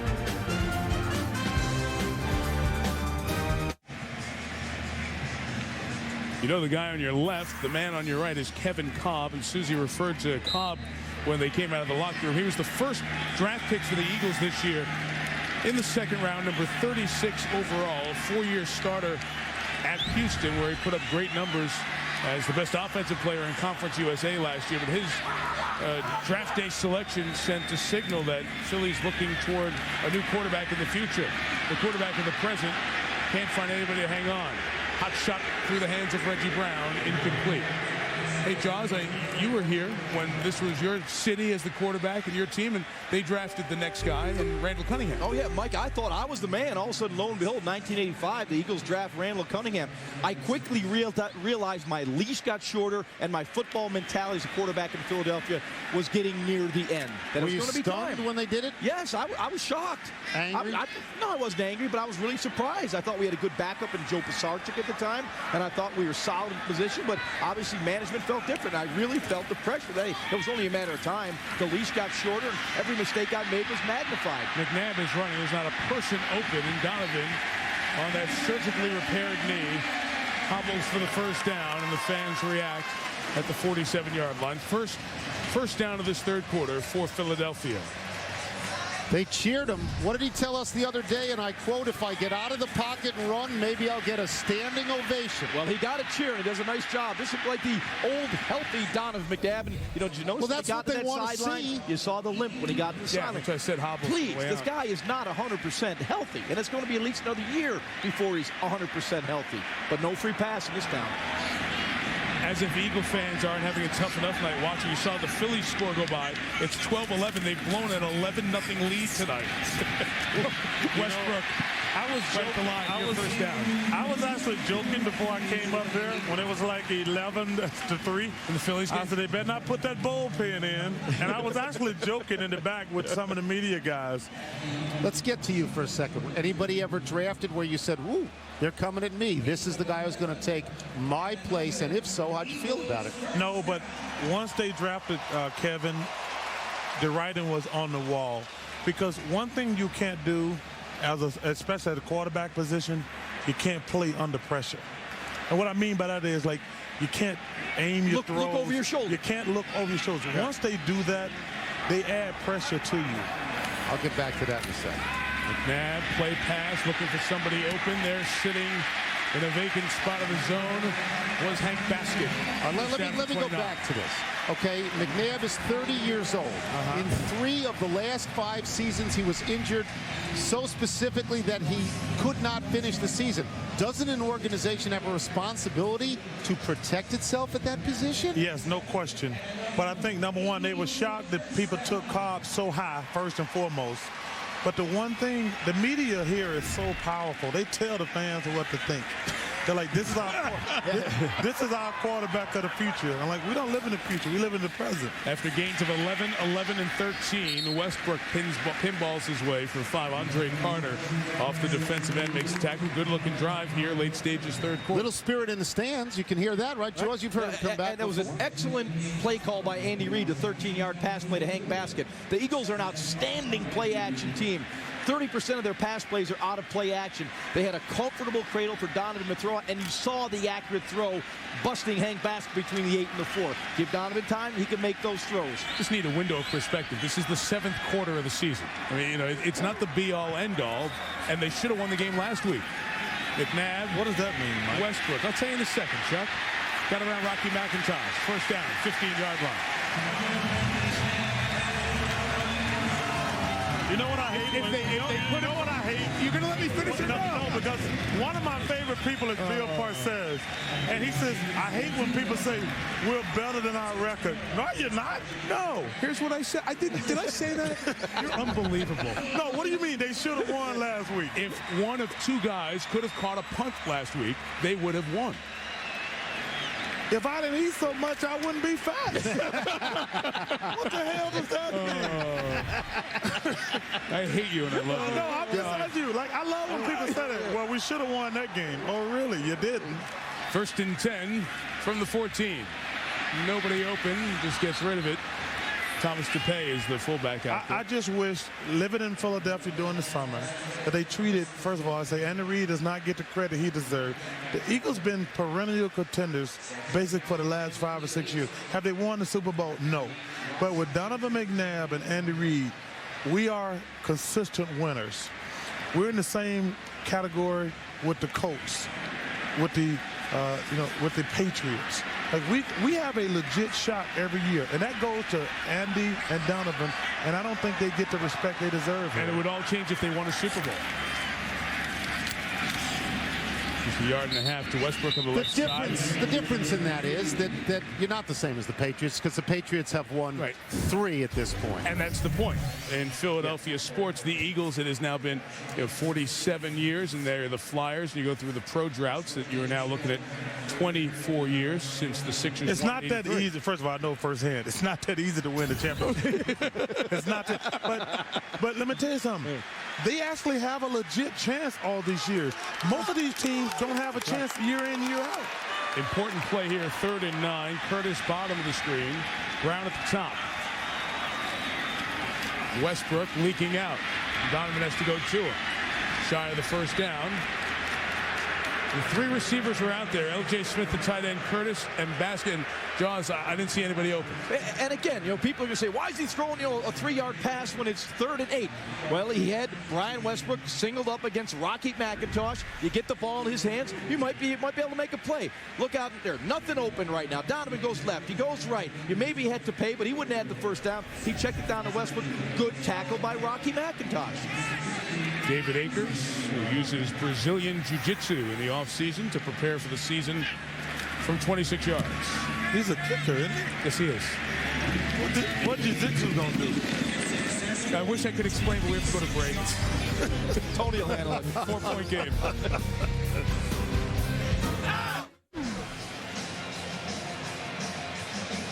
Four-point game. Washington has had the hair better offense and sustained drives. Hey, man, listen, I'm going to use this analogy. You talk about the Pano no Jiu-Jitsu. The kicker. If you're, the kicker, same thing, Pano kicker, they're the same. Good. If the toughest guy on your team is the point guard, you're not going to win in the NBA. You need a big guy who can do some damage. You need to take up Brazilian Jiu-Jitsu yourself. Everybody, I think, and I think Mike would vouch that everybody needs to take that up. I have no idea what that is. What's the difference between that and karate? Mike? no, sorry. Oh, no shell answer man here, Rock Cartwright from the 4. All right. Hits it hard, and Cartwright taken to the 38. All right, Chuck, you're going to have fun with me. We'll do some email. Sure. You can answer these questions. Oh, boy. Here we go. Let's flash. I just got email. If The Sopranos were to be televised again, do you think Eric Mangini would be an honored guest on the program, knowing that guys don't like snitches? I never really watched The Sopranos, but I almost hurt myself I want to watch the last show. I thought my television went on the fritz. I jumped up real fast, and I pulled a hamstring. You waited 9 years to watch the last one. If New England is America's team, shouldn't that allow them to spy on other NFL teams under the Patriot Act? You know the Patriot Act. Hey, I'm not saying anything against my man Bill Belichick. The Patriot Act affects everybody in the country. You want to be a governor, you better know the Patriot Act. Well, that's selective prosecution, the Patriot Act. First down, Campbell to Liddell Betts out of the backfield with a ton of room to run. Betts to the 35-yard line, gain of 28, and that's why you had the 2-back system. Fresh legs, Betts with a big game. Excellent job by Jason Campbell setting this up. You play a game with the defense. You drop back, they think you're going downfield. You set, you reset, you draw the rush, and you dump it out in the flat. Liddell Betts is wide open in the flat with one blocker in front of him. Pete Kendall, he gets the block. Sean Constantine whiffs on the tackle. Liddell Betts keeps running down the field. We could sure use him at Auburn, Jason Campbell. You had him. You went undefeated with him. You want to bring him back? Well, you never know. The team was 13-0. Won the Sugar Bowl against Virginia Tech as Portis runs to the right side to the 32. Chuck, we'll see you on TNT during the basketball season. Listen, you guys keep up the great work. Thank y'all for having me. I love watching you guys. Keep having fun. We've only been on for 4 games. We'll see you next week in New Orleans then, right? You're in? Yeah. We play golf on Sunday. You want to join us for a round of golf? I'm retired from golf. I hate the game. We love Charles. Charles Barkley with us. Off we go to the 4th quarter from Philadelphia. Redskins by 4.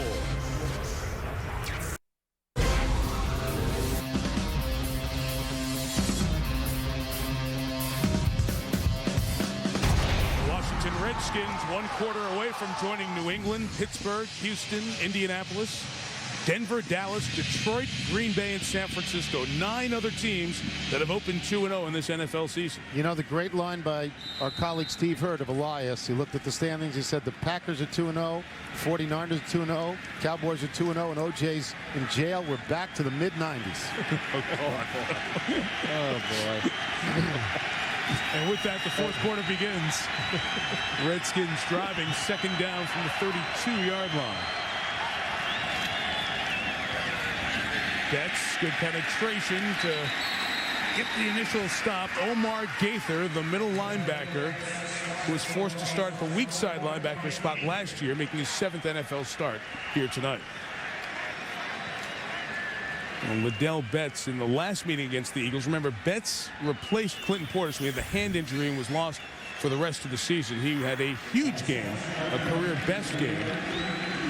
Tonight, not so much. Thanks in large part to Gaither, who's brought him down a couple of times.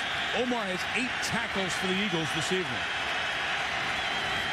From here, a field goal is about 51 yards, right at the edge of Sweezum's range. Pressure from Sheldon Brown off the corner. They go the other way. Cooley eludes one tackle, goes through the next one, and picks up the first down. Excellent job by Jason Campbell. Mobility is not running for 20 yards. It's moving in the pocket, avoiding the rush, buying a little time. Watch him drop back. Pressure comes at his right, moves his left, buys a little time, allows Chris Cooley to uncover. Excellent job by Jason Campbell, and a good move by Chris Cooley. You know, you talked about all these exotic blitzes. He's lost 2 starting linemen, and they haven't gotten to him, and he's played very well. The Redskins have done a very nice job being prepared for the Eagles' blitzes. Antoine Randall on the bench with cramps. The mostly invisible Brandon Lloyd is in the game at the top of the screen for the Redskins. And Campbell going that way toward Lloyd. Incomplete as it goes out of the back of the end zone. You know, I spoke earlier about the one play where Jason Campbell threw the interception. He was a hair late. He stared down the receiver. But if you look at his body of work all day today, he's moving the eyes. He's manipulating the secondary. Looks right, comes back to the middle, and then throws to the right. That'll move linebackers and safeties. Again, look at the eyes. He looks down the middle. Now he comes off the receiver to the right. Really good job. This is a young man, his eighth start in the NFL, starting to get it.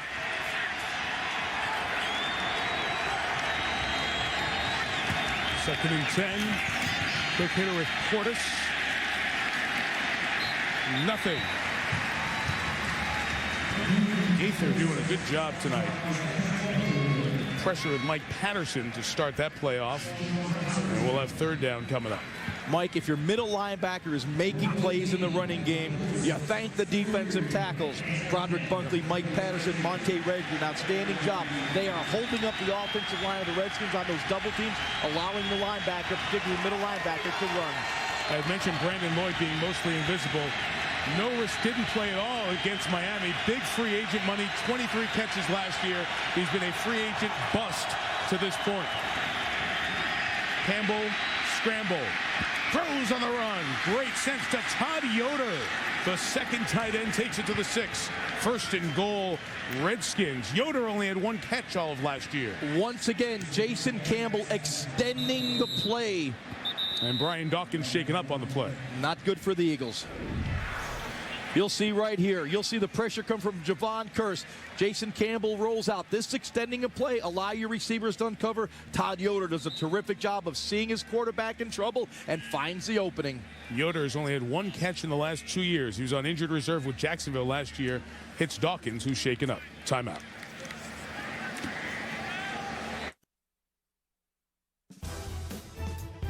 ESPN's Monday Night Football is brought to you by Lexus and their pursuit of perfection. IBM, what makes you special. Capital One's new no-hassle cash rewards. What's in your wallet? And the new NFL.com. Visit the Game Center after tonight's game for video highlights, photos, and more. Some of the images of this Monday night. September 17, 07 here in Philadelphia. Brian Dawkins did get up, walked off with the assistance of 2 trainers directly to the locker room. First and goal, Redskins at the 6. Portis left side, got a block, ran through a tackle, ran to the end zone. Touchdown, Washington. Backbreaker. An incredible burst by Clinton Portis.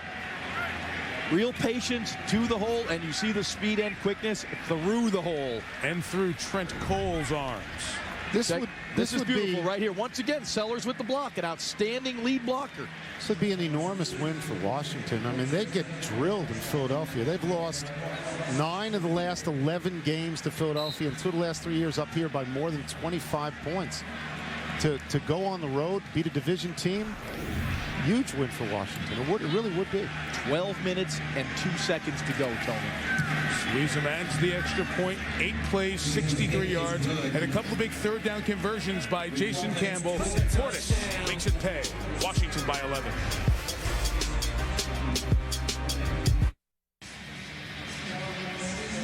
(20-9), the Redskins trying to go to 2-0. I mentioned all those 2-0 teams. We also have 9 teams at 0-2 in Philadelphia trying to avoid becoming the 10th.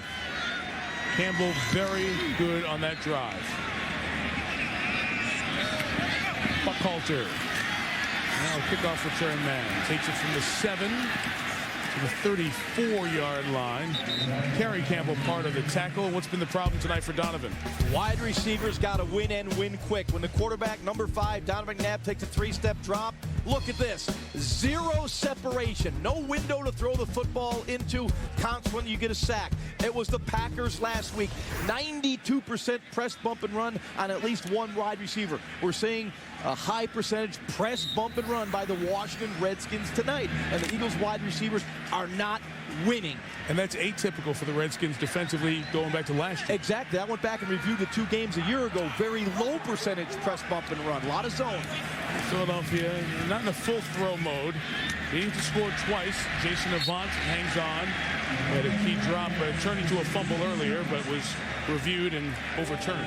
This is not a problem this year for the Eagles. This has been going on since they're a very good team. They have been led in pass receiving by guys who are not going to Canton. Why wouldn't the GM and the coach spend more time in acquiring wide receivers? The one that was really great, Terrell Owens, didn't work out, but why have they not gotten more of them? They acquired Kevin Curtis in the offseason as a free agent. A number of teams thought he was going to be a special player. He is a very good player making the catch right here. To the 42-yard line, Demetri Devins pulls him down. But he doesn't scare anybody. Tony, here's what you're talking about. How many of them are going to Canton? Maybe Owens, but he's not taking McNabb with him. I guarantee you that. Look at that, Jaws. I don't think any of them are going. Why not? That's not exactly the passenger manifest of the flight from Philadelphia to Houston in February. Not a lot of Pro Bowlers there to Honolulu. Curtis on the run, incomplete. Philadelphia to Honolulu would be Pro Bowl flights, and there are not a lot of Pro Bowl guys going there. So is that a failure on the management of the Eagles? When you get a guy as talented as McNabb, you got a wonderful defense for years and years and years. You're close to winning, and you don't win. Is it the wide receivers? Well, again, just by evidence of that route there, Carlos Rogers, press, bump, and run on Kevin Curtis. Not a good job by Curtis of getting open. There's a very small area for Donovan to throw the football. And it is incumbent on management to give you the bet. If you got a great quarterback, which most people think Donovan is, try to surround him with at least get him a great wide receiver. Second down for McNabb. Nobody open, no time to throw. A sack. Back on the other side of midfield, the third Washington sack. Cornelius Griffin and LaRon Landry meet at the quarterback. 3rd and long coming up. Redskins defensive coordinator Greg Williams has done a terrific job staying with the press. You see it right here. If you look at the wide receivers, you see the man-to-man coverage. Nowhere to throw the football. Donovan's waiting for someone to get open. It's not happening. Here you finally get a corner off, but there's nothing there. Hank Basket Check down it here. out. No, where are you going to throw the football? Tony, you tell me. You be the quarterback. No, thank you. I would have been sacked. Yeah. 3rd and 18. Westbrook, a little crossing route to get him some space. 2 yards shy in the first half. From here, it's a 55-yard field goal. You need to score twice, a touchdown, 2-point conversion, and a field goal. You absolutely go for it here? Yes, absolutely. Yeah, absolutely. The Redskins trying to nurse an 11-point lead was not easy last year. Redskins lost 3 games last year in which they held a lead of at least 11.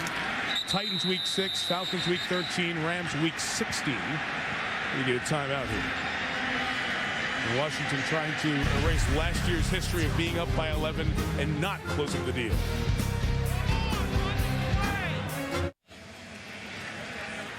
Well, it's not what you want to see if you're an Eagle fan out of that commercial. 4th and 4, and Brian Westbrook over on the bench getting looked at the table behind the bench. Although he is getting up, he's not on the field. Terrell Buckhalter is the back for this 4th down conversion attempt.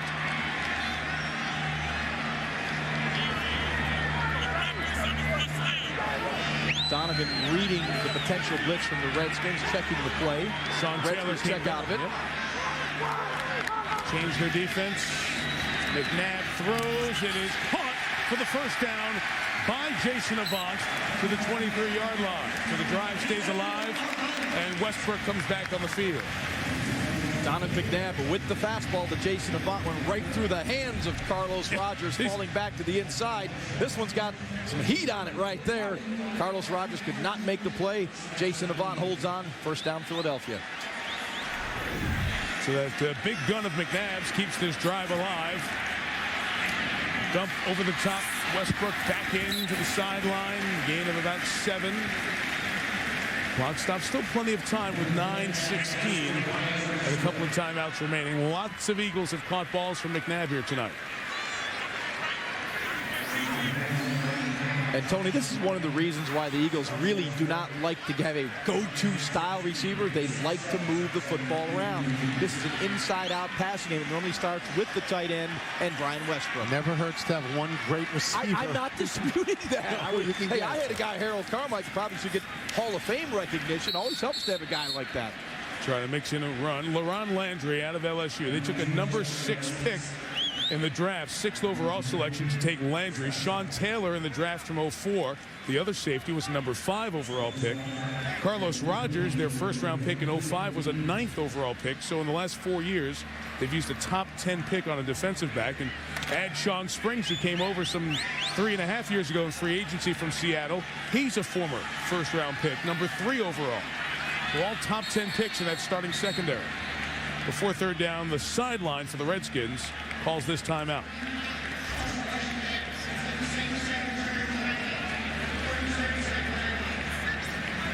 The Eagles came out with a tight formation, and the Redskins weren't ready for it. So Philadelphia will face 3rd and a couple.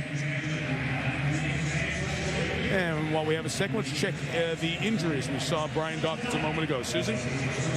Yeah, well, the Eagles secondary has been taking a beating. The perennial Pro Bowler, free safety Brian Dawkins shaken up. We saw that he was slow to get up after this hit. Stayed on the ground for quite a while. Finally got up to his knees, but appeared woozy. He started walking the opposite way when the trainers wanted to take him to the locker room. Finally, they guided him in. The Eagles say it's a neck injury, and his return is unknown. Earlier tonight, we saw strong safety Sean Considine get banged up, and they are also without their Pro Bowl cornerback, Lito Shepard, who has a sprained knee, and we're not sure when we will see him back on the field. 60 yards across the field to the other sideline. Michele, it hasn't been good for Washington either. Yeah, Antoine Randall still in the locker room, Mike, getting an IV treatment for cramps. I saw one of the members of the athletic training staff for the Redskins. He smiled and said, we're pumping those fluids as fast as we can. They'd like him back on the field for the next series, Mike. Thank you, Michele. Eagles have not converted their last 6 third down opportunities, but they picked up a 4th down a moment ago. Westbrook got it at the 11, first down.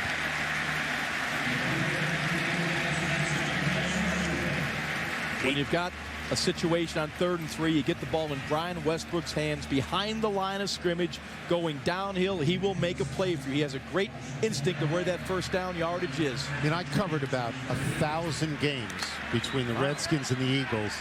And the classic games, 5 and 6 guys get injured, and they're guarded. That happens all the time with these two teams. And somebody has the ball at the end of the game with a chance to win. All the time, yes. The Eagles are smelling like a score here to get in position. In the flat, who else? Westbrook. Met there by Lee Torrance, second-year man out of Stanford. As Washington goes through its secondary depth. So McNabb down here in the red zone where he is very good. How good? Well, since 2003, top completion percentage in the NFL. His passer rating 2nd best in the NFL. And that passer rating, all the numbers factored in. If you're over 100, you're very good. And he's terrific. Why?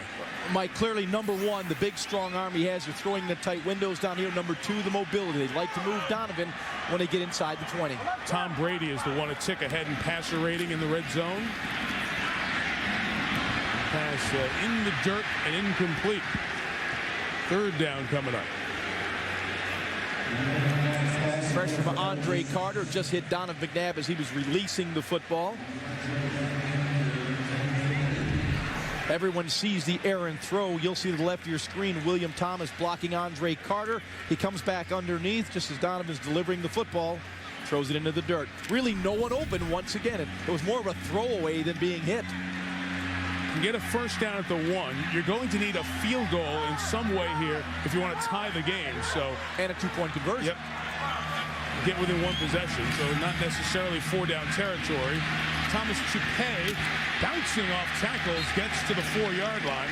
It's 4th and 2.5. Now let's see if Andy Reid's even thinking about it. I think you go right for the field goal. No, I think differently here. I think you kick it.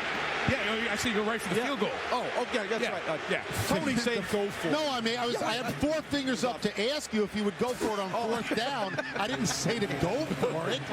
I'll defer to you on that. Don't you know? Fans wanted them to go for it. No, they don't know. You got to make it a one-score game, which is what they're going to do right here. Don't you know 4 fingers up is the universal sign to ask a question? That's right. Oh my God. Are you going? A lot less of Tony's fingers this season.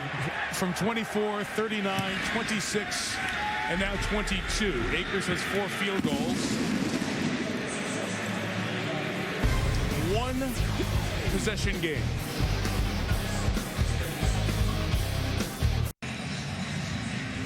Neil Everett, Kenny Mayne standing by for SportsCenter, the GMC Monday Night Football postgame. We'll hear from the players, the coaches, full breakdown of this NFC East match.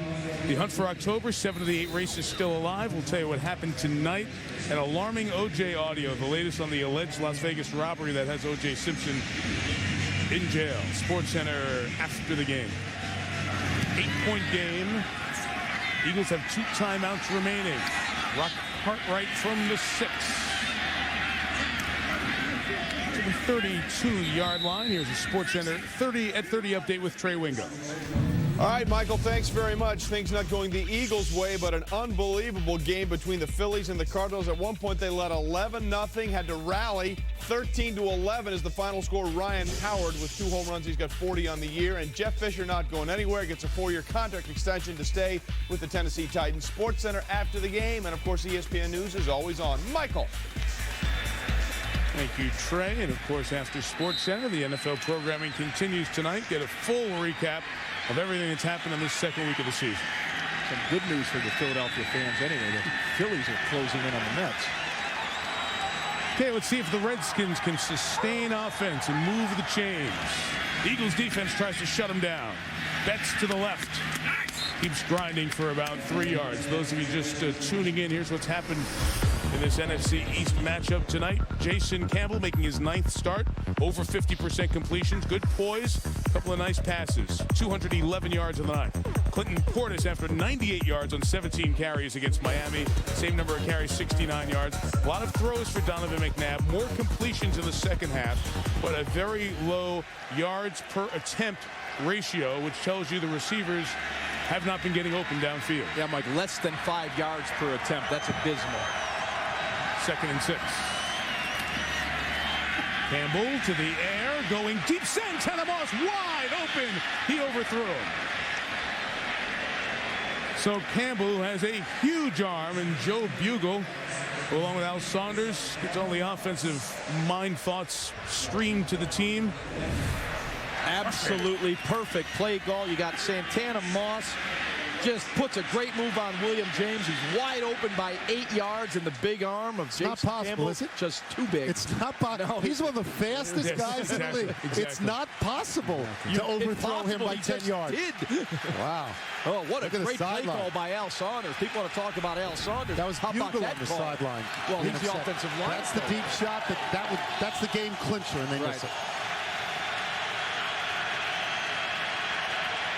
Swing out. Betts brings it in. Chase down. Brought down. Remember, no Brian Dawkins out there. Quentin Michael out of Boise State makes the play, and the Eagle defense comes up with the 3 and out they needed. We talked about this in the break about how that was a key drive for the Redskins. The old Redskins would have run it, and gone down the field for 4 or 5 minutes. Couldn't do it this time. Well, that could have iced the game. Tony, you throw the football to score. They've done that. You run the football to win. They didn't do that. They needed Riggins out there. Maybe they needed Riggins, but they had the shot. Campbell missed it. Derek Frost kicking. Kick is 46 and fair caught by Reno Mahe at the 20-yard line. All right, if the Redskins were to win this game, it would be enormous to go on the road in the division and beat Philly, obviously, which they haven't done lately. Joe Gibbs is the centerpiece in Washington. How long will he stay? This is his 4th year out of a 5-year contract. We asked him about this. He said, quote, "I have every intention of doing what I set out to do." That's a line he uses all the time. In fact, the media gave him the line. He said, "They asked me this so much, I said to them, tell me what you want me to say." But the deal with Gibbs is Gibbs is so revered in Washington, even with a losing record in his 2nd term in Washington. He represents stability. He represents glory. He is considered a fine, fine man and a wonderful coach. And the Redskins fans feel, if he stays, it's great. But every year, the question is asked, because he's got another business, right? And how long is he going to coach football? NASCAR business, Joe Gibbs racing. From the 20, McNabb stepping up. Shoveling it out. Pass completed to Chupe. Thomas gains 9 yards. Anthony Montgomery bringing him down. To stay with Gibbs for a second, it's the rare circumstance where a guy's actually in the Hall of Fame and then back as an active coach. And we asked him about the fact that this time around hasn't been so good. And I said, you're in the Hall of Fame. He goes, yeah, I think they're trying to melt that down and get it out of there. He's very self-deprecating about that. 2nd and 1 run. First down, Westbrook to the 34-yard line. London Fletcher in on the tackle. We mentioned this earlier. The Redskins blew 3 11-point leads last year. First time in the 75-year history of the franchise, the Redskins lost 3 games that they led by 10 or more points.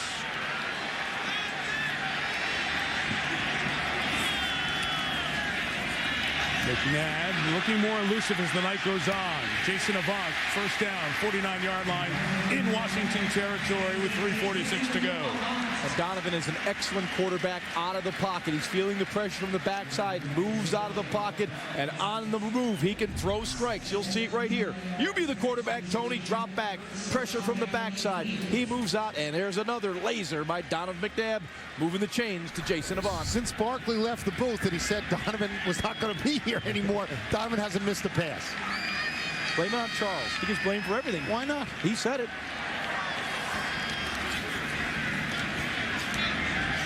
The Redskins staying in their prevent. And the pass to Westbrook, it's the 42. They got plenty of time to move it down the field. William Thomas, the left tackle, is out with back spasms. Winston Justice, the 2nd-round pick who won a national championship at USC, 74. He's in at left tackle in this money drive for the Eagles with 3:22 to go. Yeah, Donovan's being very patient. He's taking what the defense gives him. They've been playing a lot of zone. Right now, it looks like they're going to come with a little pressure. 3 down linemen, now they're bailing. And McNabb throwing the deep ball. Nobody's open, and very lucky to have that fall incomplete. Greg Lewis, the intended receiver. LaRon Landry, the 1st-round pick at LSU this year, back covering. Yeah, not a good choice and decision by Donovan McNabb. The Redskins clearly had 3, maybe even 4 defenders in that area. Donovan was going to take his chance right here. Here you'll see him, the fake blitz. LaRon Landry turning and running. He's in good position to make the interception. As you see, 3 Redskin defenders around Greg Lewis. No window to throw that ball into. Landry almost making the interception. Mostly a passing night. This is 4-down territory now. They're at the 41-yard line, needing a couple, and they're going to need a few more. Very strange play call there. Jaws, I'm holding up 4 fingers, the universal symbol. Show Mike. First it's a timeout, and now it's a decision at the 44, 4th and 5. By burning that timeout, they have 1 timeout remaining. And it kind of puts you at the mercy of your defense, forcing a must stop and go in the field have to go timeout. for it. You have to go for it. Right now, the clock is still not your enemy. It's still your ally. You only have 44 yards to go. 2:58 to go. A reminder, next Monday night, we go back down to New Orleans 1 year after the Dome reopened. And Reggie Bush, Drew Brees and company return trying to find the magic that was with New Orleans last year. They're 0-2. They've been outscored 72-24. Vince Young in Tennessee. They run. Keith Bullock plays some good defense for the Titans. Now look at the pass rush they got on Peyton Manning in the big spots yesterday. Should be a good one. New Orleans needs it. Tennessee is better than you think they are. And you talk 8:30 about Eastern from New Orleans next Monday night. Talk about a must game, week 3. Wow. New Orleans doesn't just need it. They need it. Eagles, as we mentioned, trying to avoid becoming the 10th 0-2 team to start this season. Almost have to pick it up here on 4th and 5. The Redskins come with a total blitz. McNabb throwing down the middle. It is caught at the 25 by Reggie Brown. The game stays alive on a 19-yard completion.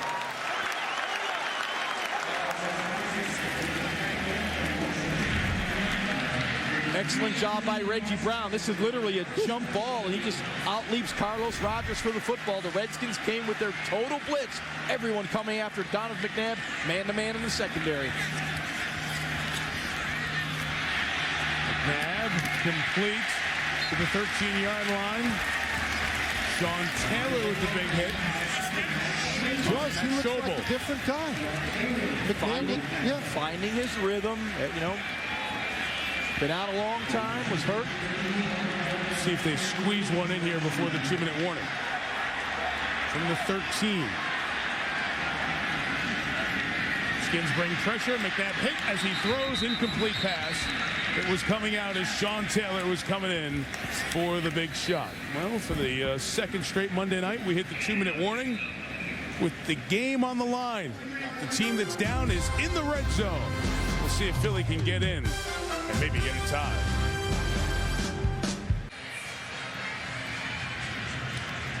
Inside of 2 minutes, inside the 15-yard line. Donovan McNabb has had a big fourth quarter. It has been a virtually pass-only period for the Eagles. They have gotten within striking distance, needing a touchdown and a 2-point conversion to tie the game. Westbrook and Reggie Brown go to the top. Matt Schobel, the tight end, closest. Avant and Curtis to the near side in this empty backfield set. McNabb throws to Kevin Curtis. Good job to change direction, but better job by Carlos Rogers to bring him down. Shy of the first down as the clock turns. Excellent job by the Redskins defense of rallying to Kevin Curtis to make the tackle. The Eagles spreading the field, empty backfield, 5 wide receiver look, trying to create a seam in that Redskins secondary. It's 3rd down, 4 down territory. Absolutely. So that factors in your play calling here. Absolutely, Mike. You do not have to go to the end zone. You need 6 in the next 2 plays. They're taking their time as we're down to 80 seconds left. You're going to get a Redskin blitz here. Corners lined up to the inside. Pretty good indicator. Here they come. McNabb for Curtis. Could not get it to him and had an opening, but as you see, McNabb sent to the turf. London Fletcher reaching in. Donovan read the coverage perfectly. Had Kevin Curtis wide open. Ball out of his hand. Had the corner lined up to the inside. You've got to hit this throw. And for the second time in this drive, the game on the line, 4th down, and Philadelphia will use its final timeout. Yeah, Donovan shaking his head. That's one. Boy, he's thinking, how did I miss that one? I was thinking if they get in, they have to go for 2 points. Oh, overtime! Thinking ahead, I was thinking maybe it's a Boise State play. You got to see it right here. Or something. Donovan's got him. He knows he got Kevin Curtis singled up. Is he hit? Corner. Is he hit as he lets it go? He was hit, but the ball was out of his hand. You know, you got to find a way to get the ball. I mean, Kevin Curtis won easily right there. Donovan read the blitz. It was pretty obvious. Corners lined up inside the line of scrimmage stacked. You know, you got that 1-on-1 on the outside.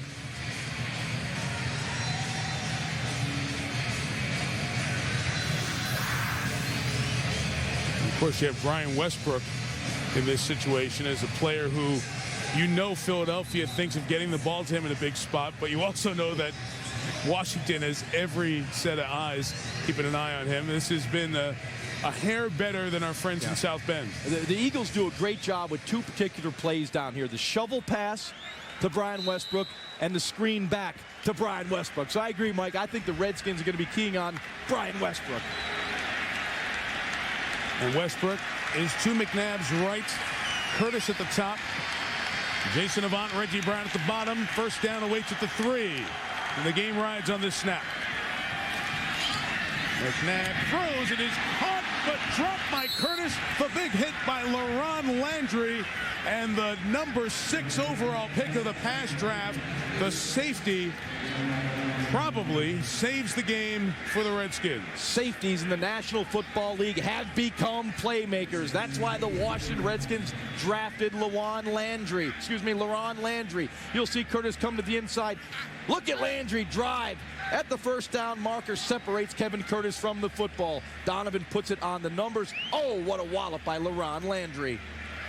Sean Taylor's back there. You talk about Troy Polamalu and Ed Reed. Bob Sanders, of course, and Joe Gibbs.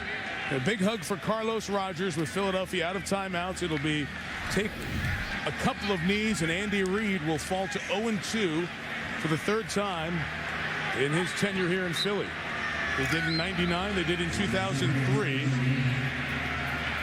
And Philadelphia, with its secondary banged up, has Detroit coming in here on Sunday. They fall to 0-2 and lose to 2 teams which were not over 500 last year. That's a bad sign. And you got, right? As Mike just said, the Detroit Lions coming here. They love that 4 wide receiver set. You see, it's bizarre. Andy Reid combined 7 and 11, but his teams always seem to get stronger after week 2. They'll have some work to do. So maybe it isn't so bad historically. Doesn't feel good, though. Meantime, the Redskins will go home at 2-0. They play the Giants, who are reeling at 0-2, and then have a bye. So it's a...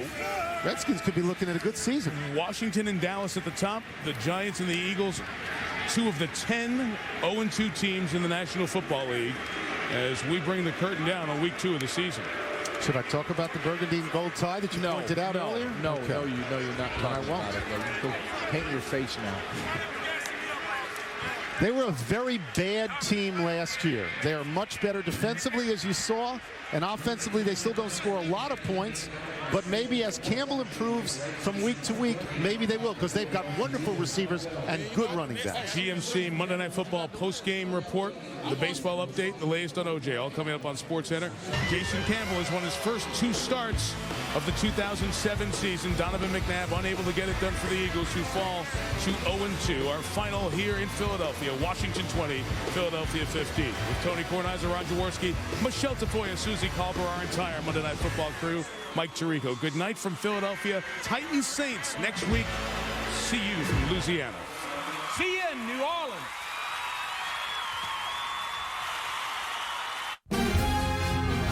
ESPN thanks you for watching this presentation of the National Football League.